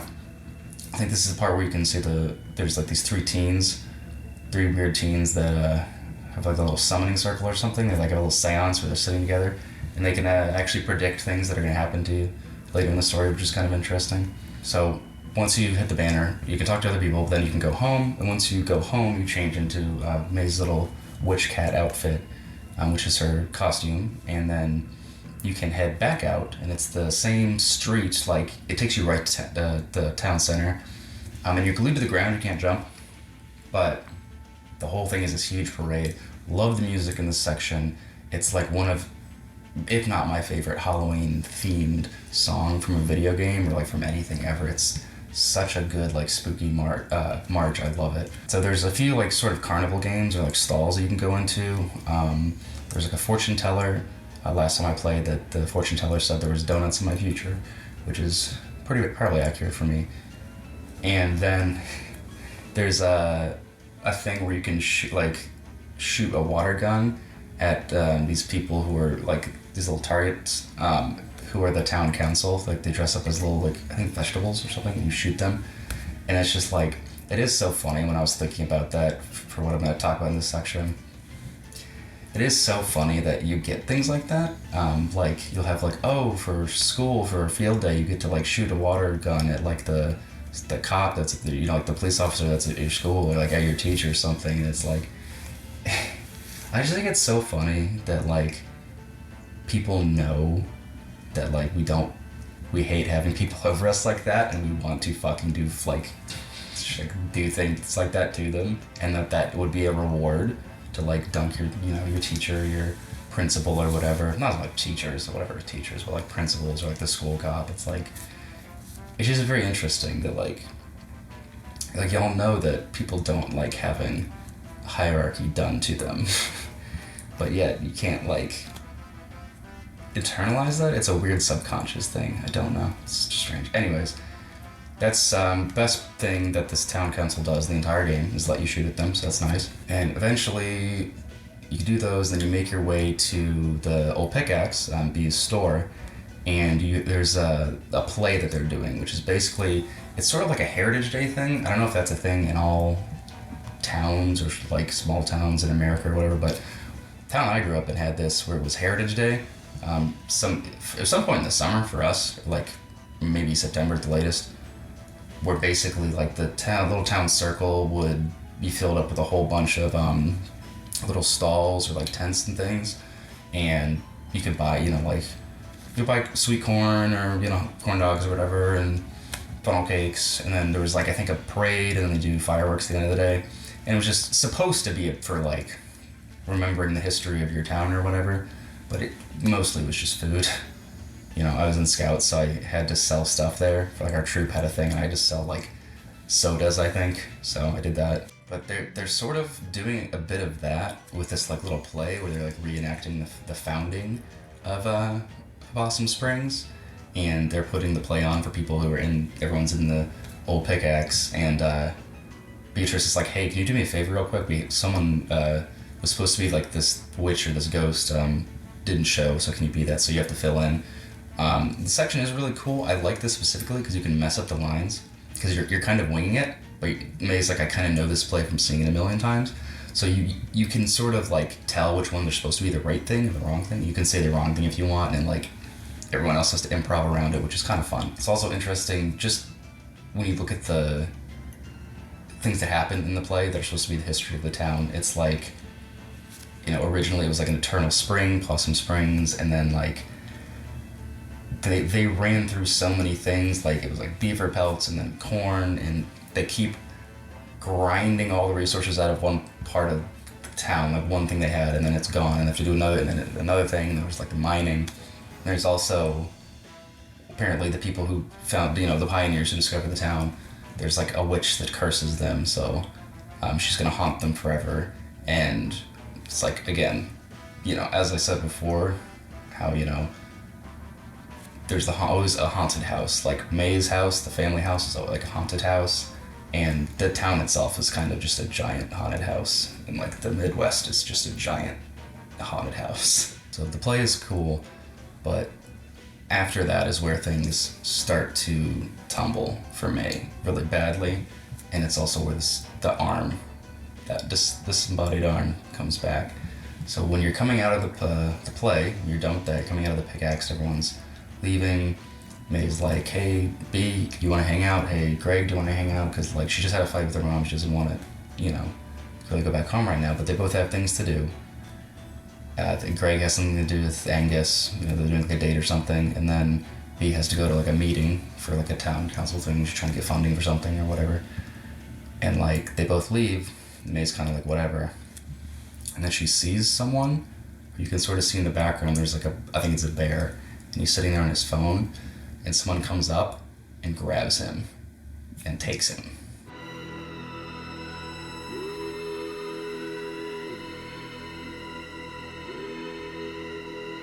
And it takes a split second for me to realize. I like that it sort of takes a second for her like eyes widen, and she's like, oh my god, I think this is a kidnapping. I think a crime is happening. So you follow him throughout the town up to like where they're gonna be going past the food donkey and everything, and then there's eventually just a gate, like a big chain link fence you can't really jump over, and it's never really explained, but the person kind of seems like they go through it.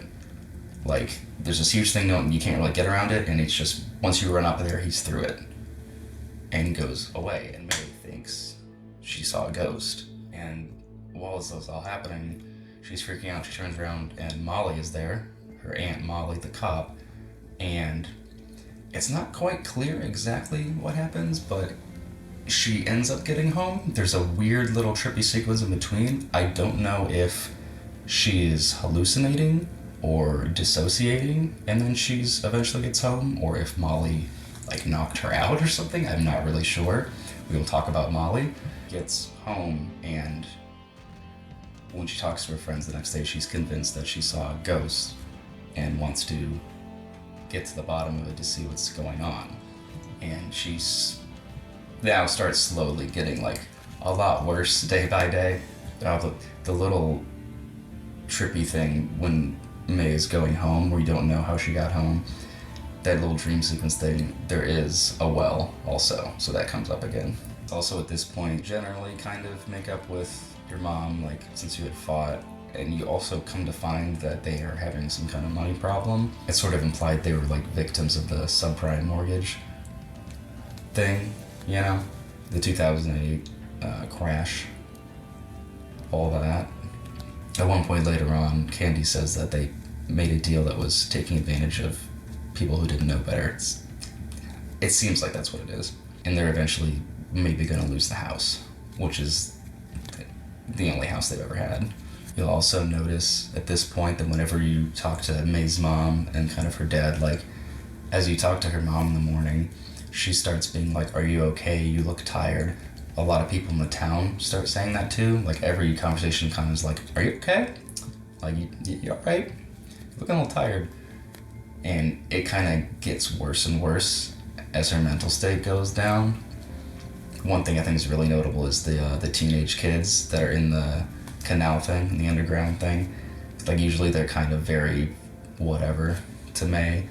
And even they're like, "Hey, are you good?" Like, they seem a little worried, which is out of character. And even like, even the Guitar Hero minigame is kind of like putting in work here, because the third song you play here, Pumpkinhead Guy, it's designed to fuck you. Like, it's decently hard, but then once it gets to the solo, there's a really hard solo, which, like, the first time you play the game, you're basically guaranteed to fuck up. And that's kind of the point. Like, this stuff is too much for May, and it's sort of illustrated by that song really well.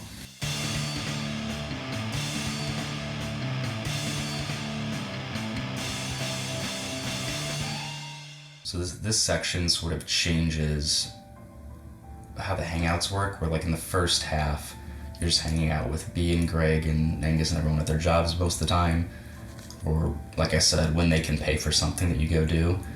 So for this section, May thinks that she saw a ghost. She thinks that the person that got kidnapped was kidnapped by a ghost, and she wants to figure out why, and she wants to get to the bottom of this, Scooby-Doo style. So she basically, like, splits up Greg and Angus and B to when they have time to take her to do, like, investigations, quote unquote. I think the first one, no matter what, is Beatrice, and you go to a library. That's sort of like the Andrew Carnegie library that I mentioned before. And you get to look at a microfiche machine, and look at a whole bunch of old articles. There's a lot of cool history stuff in here. You can see, like, a lot of the stuff about the Union when it was a company town, mining town. You can see various things about, you know, how people used to be more stodgy. There's, like, something about girls coming in from this other town and, like, hooking up with boys or something. There's a lot of interesting and, like, funny little things, little newspaper clippings. But you have to find 3 of them that have to do with ghosts, and then you can follow those leads, and that's the other sections you end up going on. Oh man. And then when you're leaving the library, you get your stuff, and then you're about to leave. And then it's one of my favorite parts of the game is right here. If you have been talking to Selmers every day, the porch bear lady that, you know, does her little corny poems, you see her alongside the guy that fishes in the tunnel, and the lady that works at the library or something, or like a teacher. She's like a teacher from elementary school or something.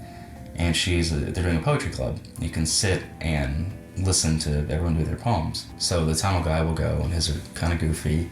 And then Selmers will go, and she has, like, an actual incredible poem. You know, I'm gonna look it up and just read it, because, like, I feel like it's worth it.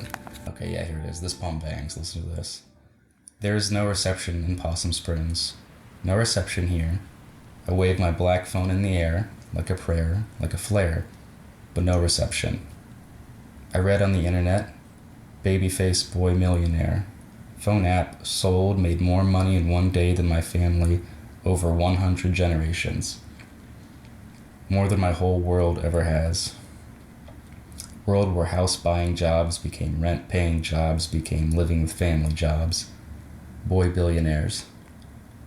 Money is access to politicians, waiting for us to die, lead in our water, alcohol and painkillers. Replace my job with an app, replace my dreams of a house and a yard with a couch in the basement. The future is yours, forced 24/7 entrepreneurs. I just want a paycheck in my own life. I'm on the couch in the basement. They're in the house in the yard. Some night I will catch a bus out to the West Coast and burn their Silicon City to the ground. So fucking good. Balls, I love it. It's one of my favorite parts of the game. I think one of the reasons that Selmer's poem here is one of my favorite parts of the game is that it sort of highlights a really important through line, I think, in the game. And that's that even though the people who live in Possum Springs, just the townies, you know, the random ass people, they're sort of living this scuffed existence, like I said in the last part, like everything's just kind of decaying and trash and there's not a lot you can do. You know, jobs don't really mean anything, it's just bullshit jobs or like retail, there's nothing important to do. But despite that, the people aren't stupid, you know, they're not like that. And they have people that you see out, you know, like Selmers, who's just sitting out on the stoop every day and she babysits, she's trying to get a job, has a very deep internal world. And it's the same for all these people. You know, Mr. Chazikov has all this history of all these constellations. Lori's all, you know, creative and she's learning how to do makeup and has written scripts for her own horror movies. You know, despite where they are, it doesn't change the fact that people are people and they're complicated and they've got a lot going on, even though you can't see that from the outside. Honestly, another really good example of that, the whole thing, is Pastor K. I guess actually that's a really good way to talk about her again, because when you talk to Pastor K, she's like so, not just the fact that she's trying to do right, trying to get Bruce, the homeless guy, in to sleep inside into the church, even though that's not what it's for. She recognizes that they have an open building, it's empty most of the time, and he needs a roof over his head. You know, like something Jesus would do. It's not just that, it's that she's like honest about faith and how she feels and not being 100%. May can ask her if she believes in God, and she says, like most days, I'm like, some days I don't know, but some days I do. It's complicated. People aren't, it's not just black and white, you know. May kind of gives her shit for that because she's like, oh, you're a pastor, shouldn't you know? But I think it's way better just to be honest about that. So this whole time, she's trying to get Bruce in, but I don't know why this has to do with it, but I don't know if it's because they don't pay taxes, and I don't know if there's some weird legal thing, but she has to get it by the council, the town council. So they go up there and, oh God, they're looking at Bruce's little setup and they're like, oh, that's a nice setup you got here. So interesting. And you can just tell by what they're saying, it's not gonna happen. And all this is, you know, going on. You can walk by and read the text bubbles and it's very clear it's not gonna happen. And when you talk to Bruce more about it, you know, he's just talking about being scared, feeling nervous. He's seen some weird stuff in the forest lately. He's seen a fire out by the tracks. What's that about? We'll find out later. And he doesn't outright say it, and I don't think May gets it, but towards the end of the second week, he's talking about he's gonna hop a train.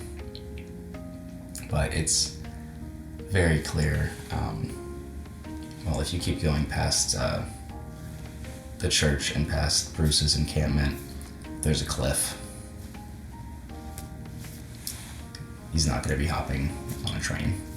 But again, I don't think May picks up on that, or if she does, she lets that go. I don't think she does, though, because when you talk to Pastor K after he leaves about it, and May explains it, Pastor K gets it, but May doesn't. Which, you know, it's sad, it's accurate. I've met a lot of people like Bruce. And, you know, that's how they talk before they're not there anymore. So, it is a good bit of writing, a good bit of dramatic irony, though. Seeing May just not understand what she's telling Pastor Kate, and Kate being like, I see. That day, you start going on more of the little trips to try to find evidence and figure out the ghost thing. So You can at one point go to a graveyard, which is where this old dude, Little Joe, was buried, who's supposed to be some kind of a local ghost. Beatrice and May, Beatrice is there, but May ends up prying open like this coffin and stuff. It's all spooky, and they see the skeleton, but then they find out that the ghost, who's really just a person, actually in a trench coat, is like standing right by where they are in the graveyard, and they have to run away from him. So the person is stalking them at this point. You can go with Greg to the Historical Society, which is honestly a highlight. It's really weird because there's like an Historical Society in Silent Hill 2 as well, which is also a highlight, and it's like if I had a quarter for every time there was like really spooky Historical Society section of a video game, I'd have 2, which is not a lot, but it is weird that it happened twice, like in 2 of my favorite games. Very strange. Silent Hill 2, another video, we'll get there, stick with me. Anyway, you can see a lot of things in here. You break in at night, even though like everyone keeps pointing out like you could just go in the day, it's open, it's like a museum, that's you can just go. But they're like, no, we have to do crimes. It's Greg and May, they do crimes. So they go break in at night. There's an owl that attacks Greg, and that's interesting. And once you get in, everything, it's very spooky. I actually really like this section, like atmosphere-wise, it's super spooky. I like how they use a lot of like the dark reds when you're in rooms that aren't like, the lights aren't on yet. But you can turn on some of the little exhibits and stuff and see some more of the history of the town. You can see like maps of how the town used to look. Really love that. It reminds me of like, seeing maps of like the area right by the small town I grew up, like the little, metropolitan, but just like the shopping area, like, the sort of thing you think of when you think of suburbs and just like suburban sprawl, where it's like just a ton of chain stores everywhere and big mega block stores. Even I remember when I was younger, that section, when you went there, like there wasn't as much stuff. I remember at least part of it being fields, but like I've seen pictures like from my parents, like that it was literally like maybe 4 stores and just like a farm. There's just farmland or flat, and it's wild to see that, like knowing how it is now. And you have that same sort of thing in the Historical Society. You can see how it used to be.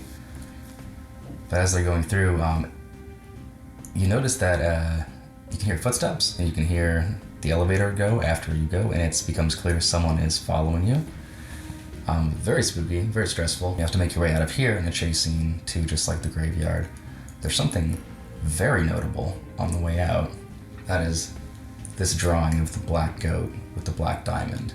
So if you remember, the arm had the black diamond tattoo on it, so it's connected here to this black goat cult, which we'll be talking about more. At this point, things are getting a little more like nervous overall in the town. It's not just your mom that's saying, hey, be careful outside and make sure you're home at a certain time. You start seeing like the one day Aunt Molly is just outside, like she's looking around and she's saying, be careful, there's something weird going around. It all just sort of snowballs into this feeling of inevitability, I would say. Like everything just feels like you're on, this downward spiral. Things are getting worse. They can't figure out what this thing is that's following all of them. It's becoming more clear, like, yes, they're getting stalked, something weird's happening, no one knows what's going on. And even if you do the optional hangout thing with Germ, where you go hang out with him and go on the trampoline, which is great, when you talk to his grandma, she says some weird cryptic shit and like kind of says some bad things are gonna happen and predicts like some bad things that are gonna happen to May.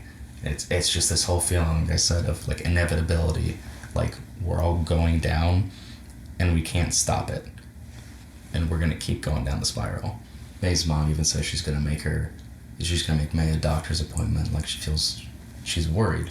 I do appreciate there's a small bit of like respite in here around the section, because things are getting bad, and like, this sort of the weight of like all these things is like, you can feel crushing May.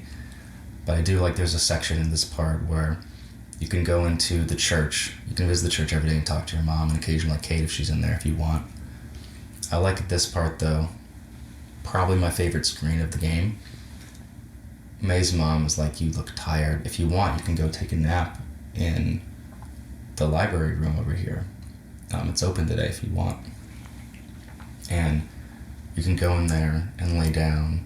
May will slowly fade in and out and change positions and go to sleep. And then after a little bit, if you wait there, you see a ghost of a cat appear, walk up, and sits down on the couch with her, and it's her granddad, is what it's implied to be. I think not only is this really nice, it's just like a little bit of a reprieve before you keep going down the spiral. It also ties in so well because the scene is in the library room. There's all these books behind you, and that's throughout the whole game been how May's connected to her granddad, is through literature and through poetry. The beginning of the game is poetry.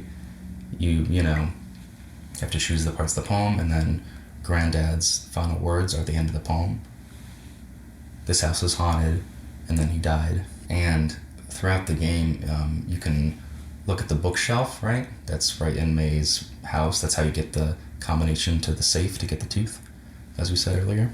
And all of the books in the bookshelf are, or at least most of them, are supposed to be from her granddad.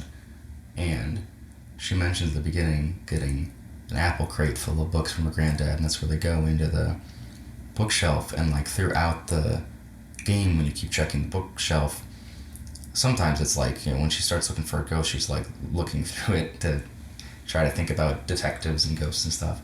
But other times she'll just like read other little random things, or like look at random book spines and just talk about her granddad. So the whole time he's connected to you through books the whole time. So it's really nice. I love that scene where it's the books in the background and just his ghost sitting there. You can leave it there just like May in the morning. You can leave it there as long as you like, and once you hit a button, she'll get up and he'll fade away. Just really pretty. I'm really glad they put that in there. The haunted house thing does remind me too that you do get the question of the game, really, from Germ's grandma, actually. When you go and visit Germ, she asks, can you unhaunt a house? And that's the question. And that's, Possum Springs. Can you unhaunt a house? Can you fix Possum Springs? Can you unhaunt a house? Do the Borowskis get to keep their house? So then we go to the third final of the hangouts, where they're trying to figure out the ghost, which is in a park.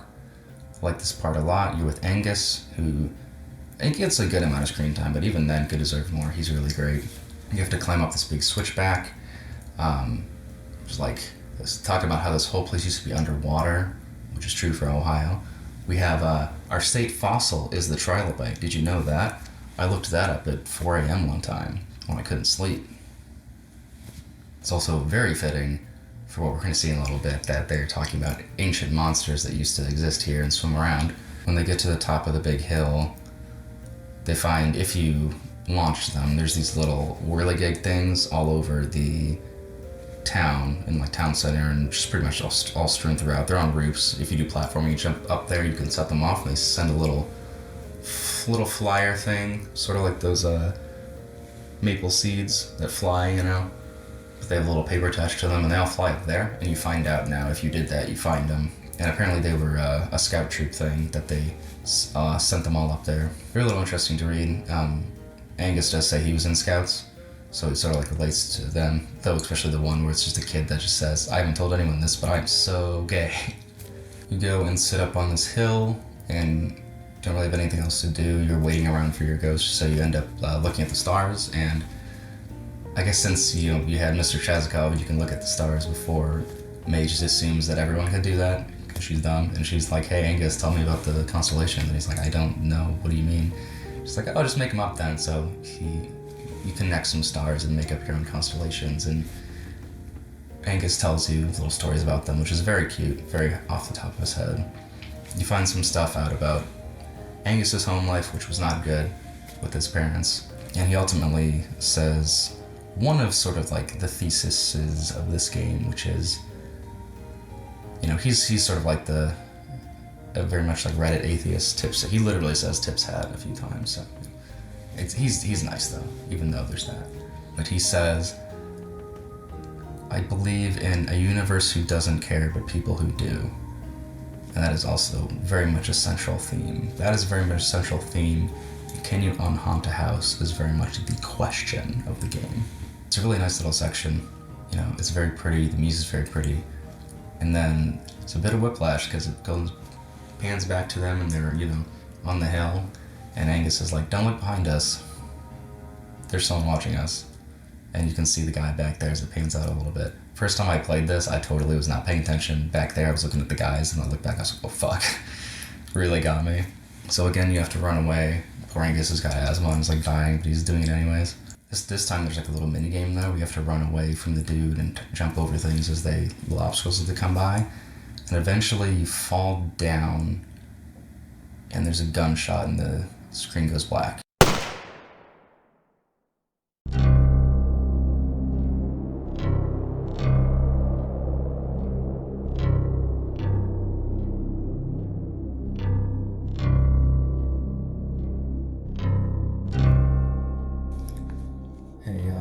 My back's really hurting from sitting up in the bed. This is like the fourth full hour I've been doing this, so if you could just come down here, I can keep telling you about this game. That's okay.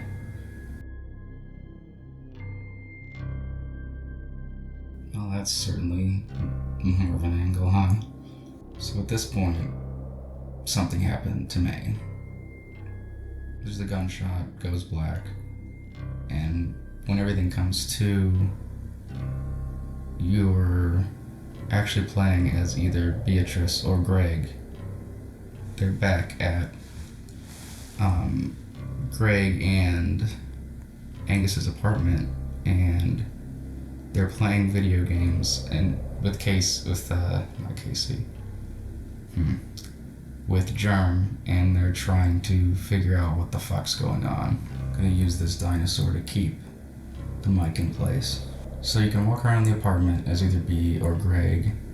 Angus is in the kitchen and is stress cooking, which I do also, which is cool.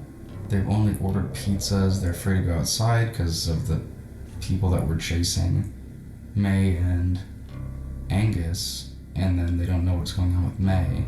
When it does go back to May, she's in the bottom of a pit, so she took a fall, which has been foreshadowed like the entire game. She's constantly falling off shit and like almost dying. Everyone's telling her to be careful.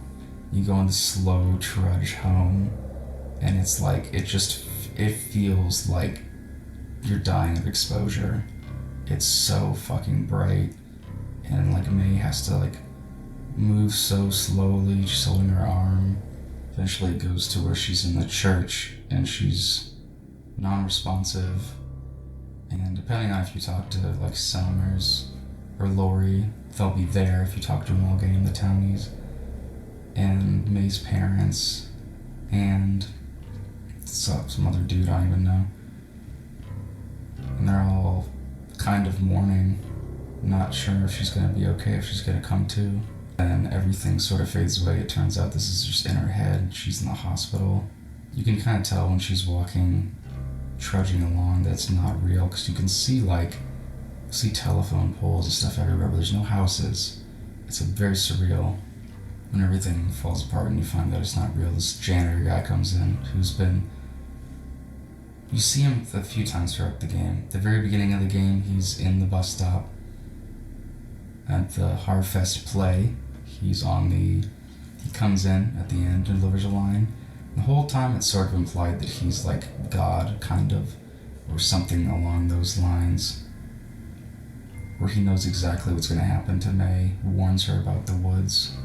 And when May finally gets back, she comes back to the apartment and there's a knock on the door and everyone's not sure who it is at first, but it's May, and they're like, what happened? You're back.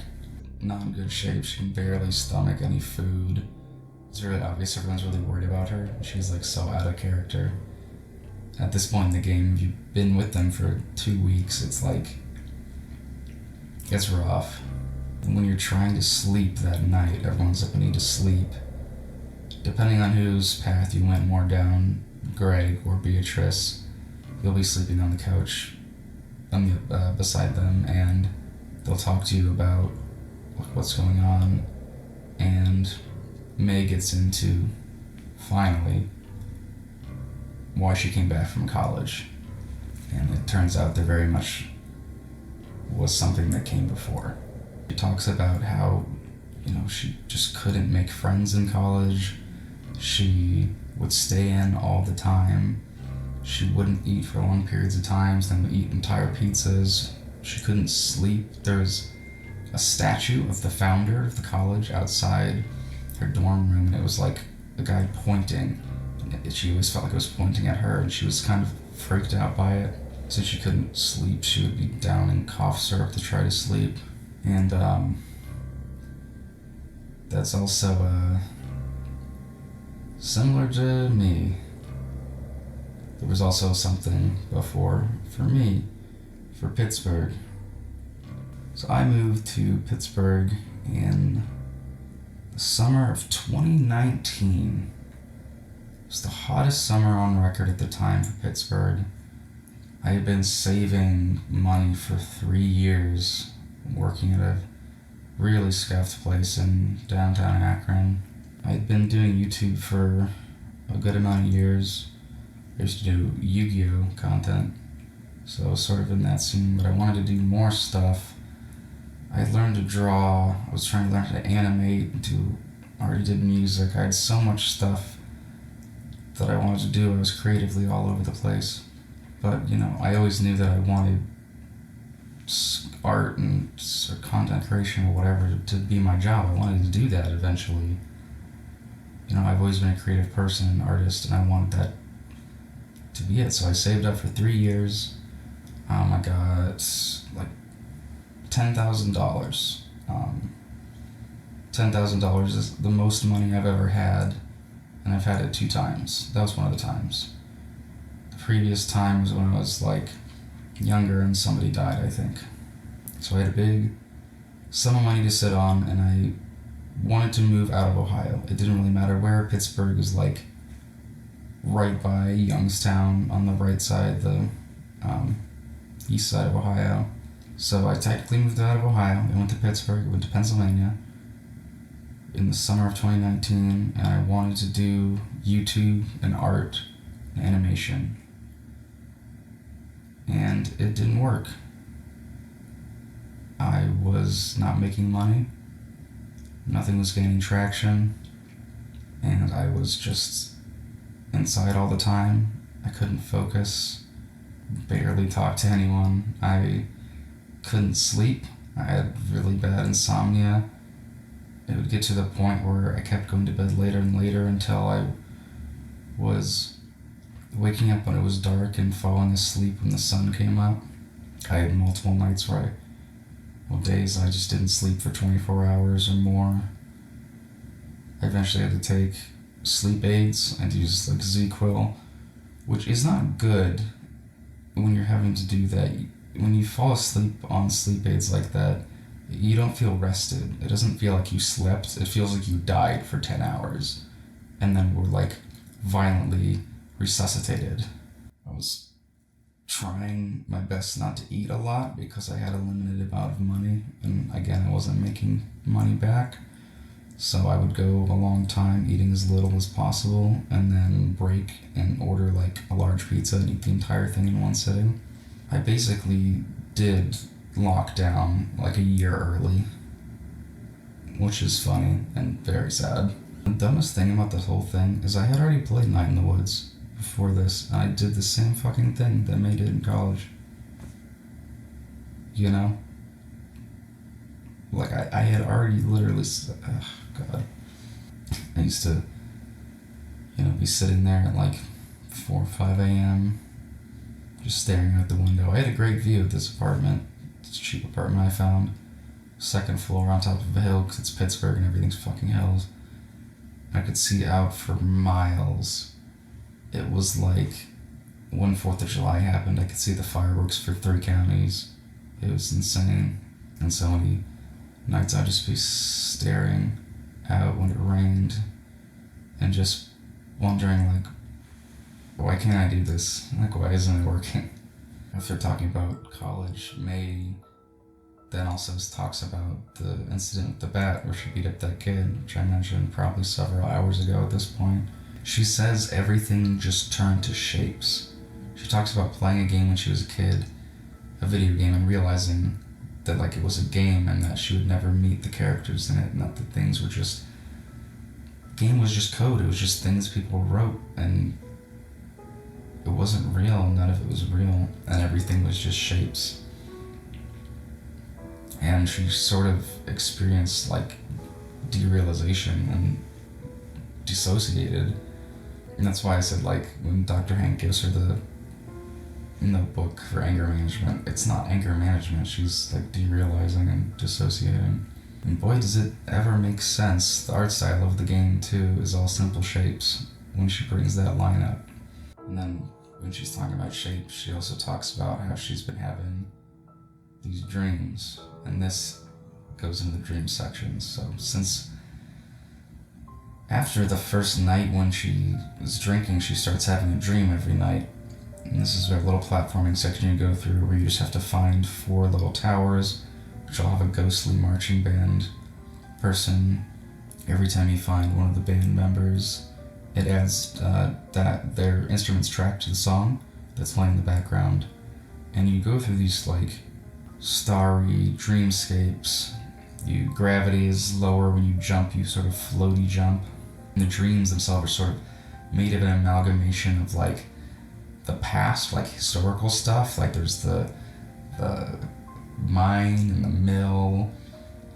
There's like these one where you're on a big train that's also a town. And it's sort of a mix of the things that happen in your day-to-day and history and stories she's heard about, which is very accurate to how dreams are. It's just your brain recycling all of the stuff from that you've seen and done during the day, but also things you've heard about or media you've seen. All these sections always end abruptly with a giant animal sort of glowing and taking up the whole screen, and then you wake up. One of the last dreams, though, it's different once things are really going downhill. Before May, really falls down, literally falls down after the gunshot, is this one where you're in this vast desert. It very much feels like just the scene where she's trudging home, and it feels like you're dying of exposure. It's this vast desert. It takes forever to get to the end of it, and then when you do, you see this giant cat who is like supposed to be God, kind of. There's a lot of things in Night in the Woods that are kind of God. And it's this just sort of unknown creature. It speaks in like second person. It's very much like everything is happening at once to it, like the beginning and end of the universe are happening at the same time as I'm talking to this small little cat. It tells you that everything is pointless. There's no point to existence. Everything ends. Everything is monstrous. At one point it says, I'm going to show you something that zooms the screen back and basically, I guess, shows May like the void. Like sort of like glimpsing Cthulhu type deal, like glimpsing the unknowable. And she doesn't quite know what to do, but is disappointed that it's like, this is God and it's telling me that there's nothing. At the end of everything, there's nothing, and it doesn't matter. And we're all going to die. And she got that good existential dread. This whole time with the dreams too, May's basically saying that this thing's in my head, which is sort of like the cat, but all the animals really, it's just like this thing is in my head and I keep seeing it, and she feels like it's related to her life, like how all the dreams have little weird sections of the town from history. It's all like going through her head, and it's never really clear if this is literally like a supernatural thing or if it's just all mental illness. But it's fucked, and she's like, I have to put an end to it. So you're on the couch with Beatrice or Greg, and then once everyone's asleep, May's like, I'm going to go finish this. I'm going to go back out there. I'm going to find the group of people with that guy that was stalking everyone. I'm going to put an end to this. No matter what happens to me, it has to stop. So she goes out alone and tries to confront the dudes, but eventually, of course, her friends come and join her, so they're all going to go together to figure out what's going on. And you see a bunch of these guys with the same trench coats. And this is the Black Goat cult. We had a pin before in the Historical Society. There's that black goat with the diamond, and that diamond, the black diamond, was on the arm of the arm that was outside the diner at the very beginning.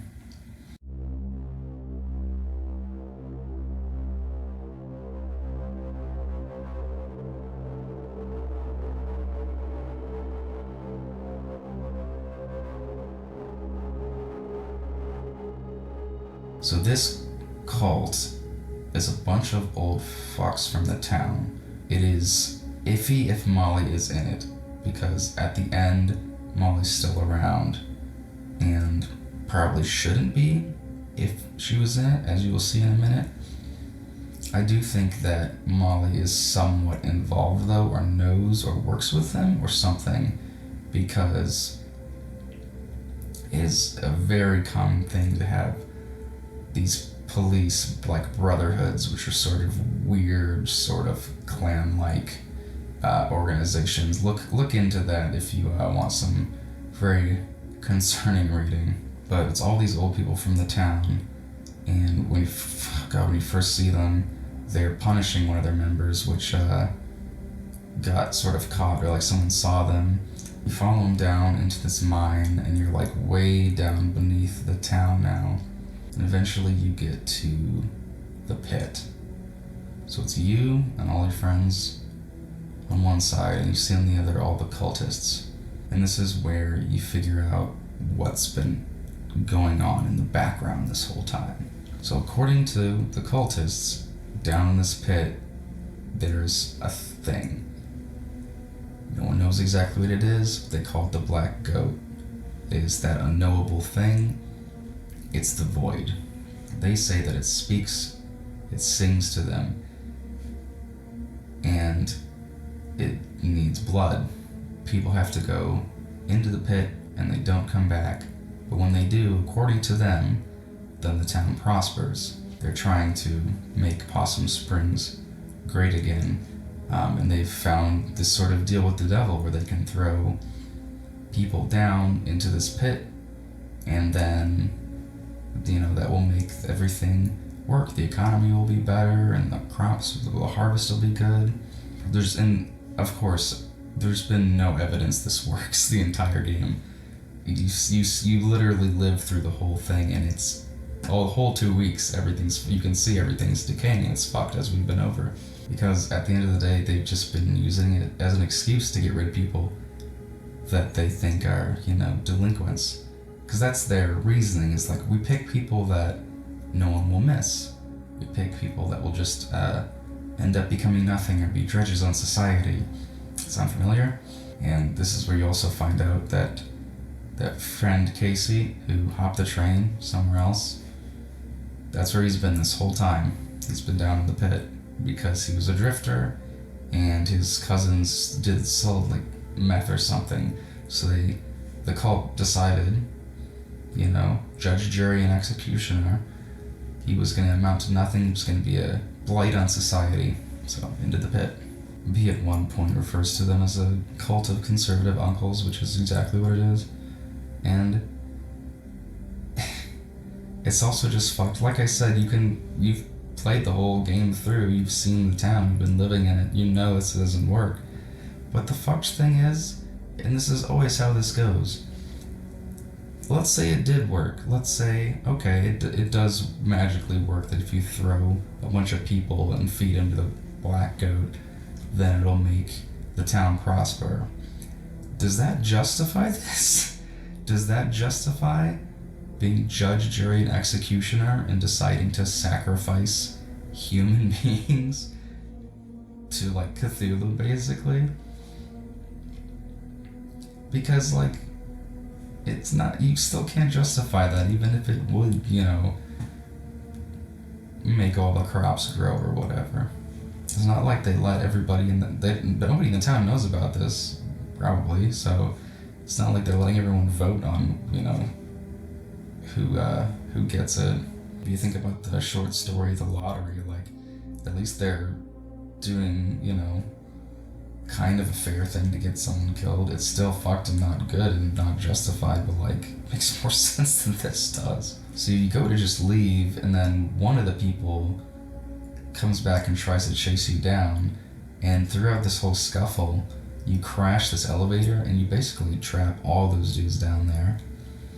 That's why I said, like, at first, apparently, in the first release of the game, Molly was not in the epilogue, so it led people to believe, oh, she was in the cult, she was one of them. Also, because at one point when you see all the cult members, someone's like May, like they know her, but a lot of people know her, so.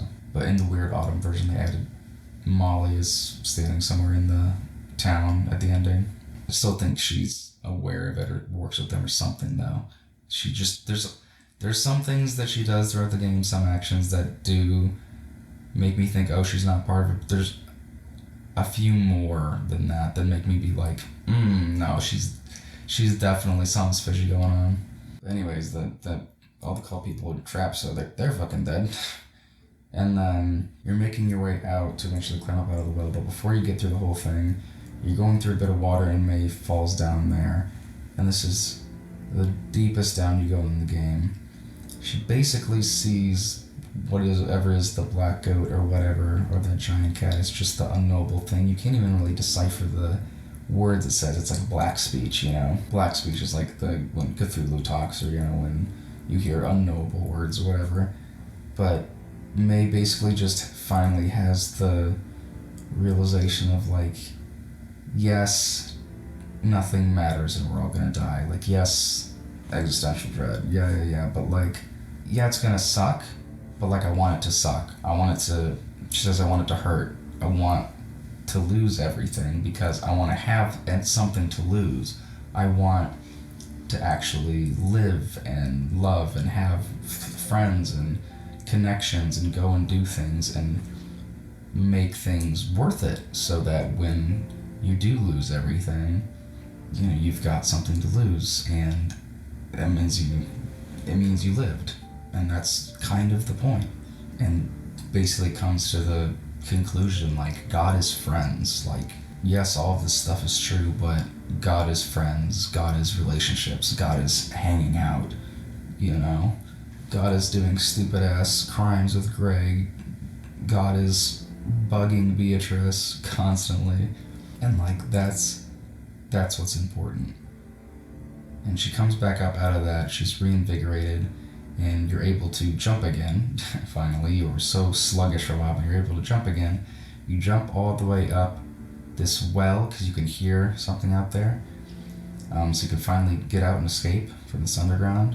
And when you get up and out, you find Germ, and you're like, what the fuck, why is Germ here? And he's like, oh yeah, this is right by my house. So he helps you get out of there and brings everyone some sodas. And after that, you go to the epilogue, and it's basically, it snows for the first time, you know, which is accurate. Doesn't happen too often now, but especially when I was younger, it would snow very early. Like, at least for Ohio, it would snow in, like, the end of October, beginning of November. Nowadays, as far as I can remember, we've had a lot of green Christmases, and it goes a lot later. Like, it'll start, then it'll go longer into, like, the spring. It'll keep snowing. I really like the music. We're starting to talk about Christmas decorations and everything, and talking about, we're going to be doing Thanksgiving. You can invite Lori to Thanksgiving, which I love. And, like, everyone's just, from the friend group, is just kind of dazed, because they're like, we just murdered a bunch of people, I think. Angus is cool with it, though, which, like, I kind of respect that. So they're all just like, we're just going to have band practice today. We'll meet up at the place where everyone plays, so you can just walk around town and sort of have a last conversation with a lot of people. I don't know if it's here, but regardless, when you talk to Pastor Kate, either here or a little bit before, I think it's here though, she's talking about hope, and that even though things didn't work out with Bruce, you know, there's still more things you can do, and, you know, her having faith is just hope that things can change and you can do more and things can get better, which is very much where May kind of has to be at that point. Once you're done wandering around, you know, you can walk into band practice. I like that you can spend a long time talking to everyone in this band practice section, in the last, before, you know, the credits. and just go on and on about stuff. Any of the various little side quests tend to come up, like things like there's a bunch of baby rats you can find at one point, and if you go down to the trolley thing and you steal pierogies from these pierogi stands every day and feed them to them, the rats will multiply and they'll take over the abandoned grocery store, the food donkey. So you cause a huge infestation, which is great. But eventually they're just like, are we gonna talk about that last night? And they're all just kind of like, no, we'll get there. For now, let's just try to act like things are normal and just have band practice and just play a song, and at least for a little bit pretend that things are chill. It's weird because I've heard people talk about this ending here and saying it just kind of ends out of nowhere, and it's like, yeah, we're, that's how it is. I don't know if we can fix this whole thing. Yeah, I don't know if you can unhaunt a house, but I think we have to believe that you can. And until then, maybe just for now, we could just play a song and pretend like things are alright.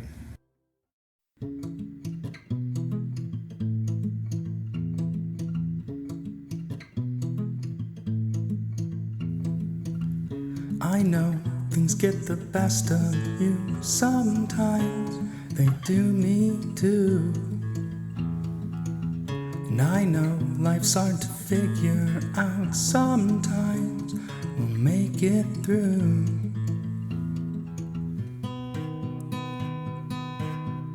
Please don't change.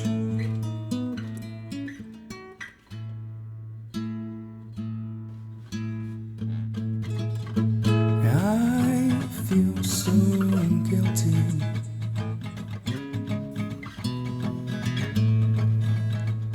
And I feel so dumb.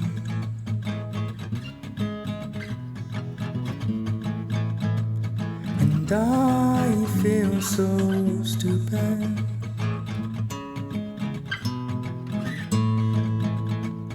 But yet our hearts are young.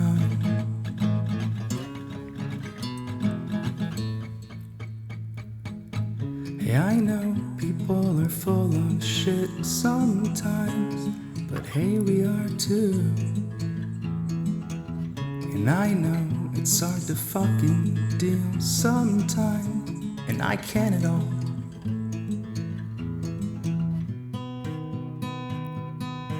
It's too late to change.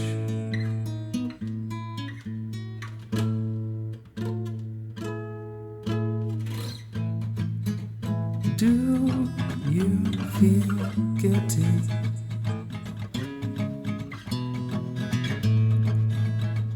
Cause I sure feel dumb.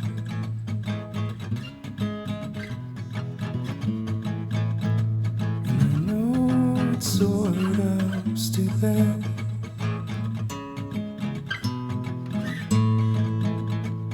but hey, our hearts are young.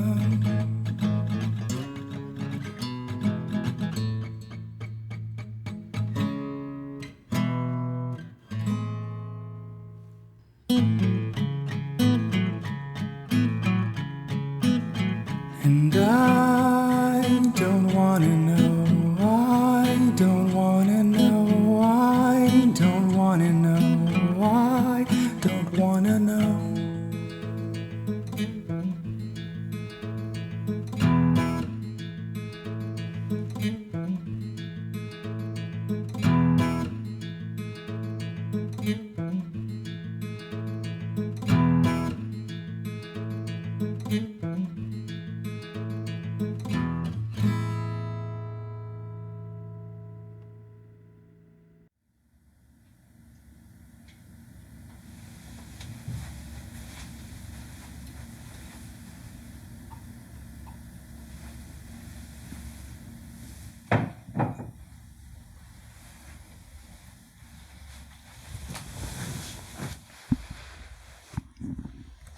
It's morning now.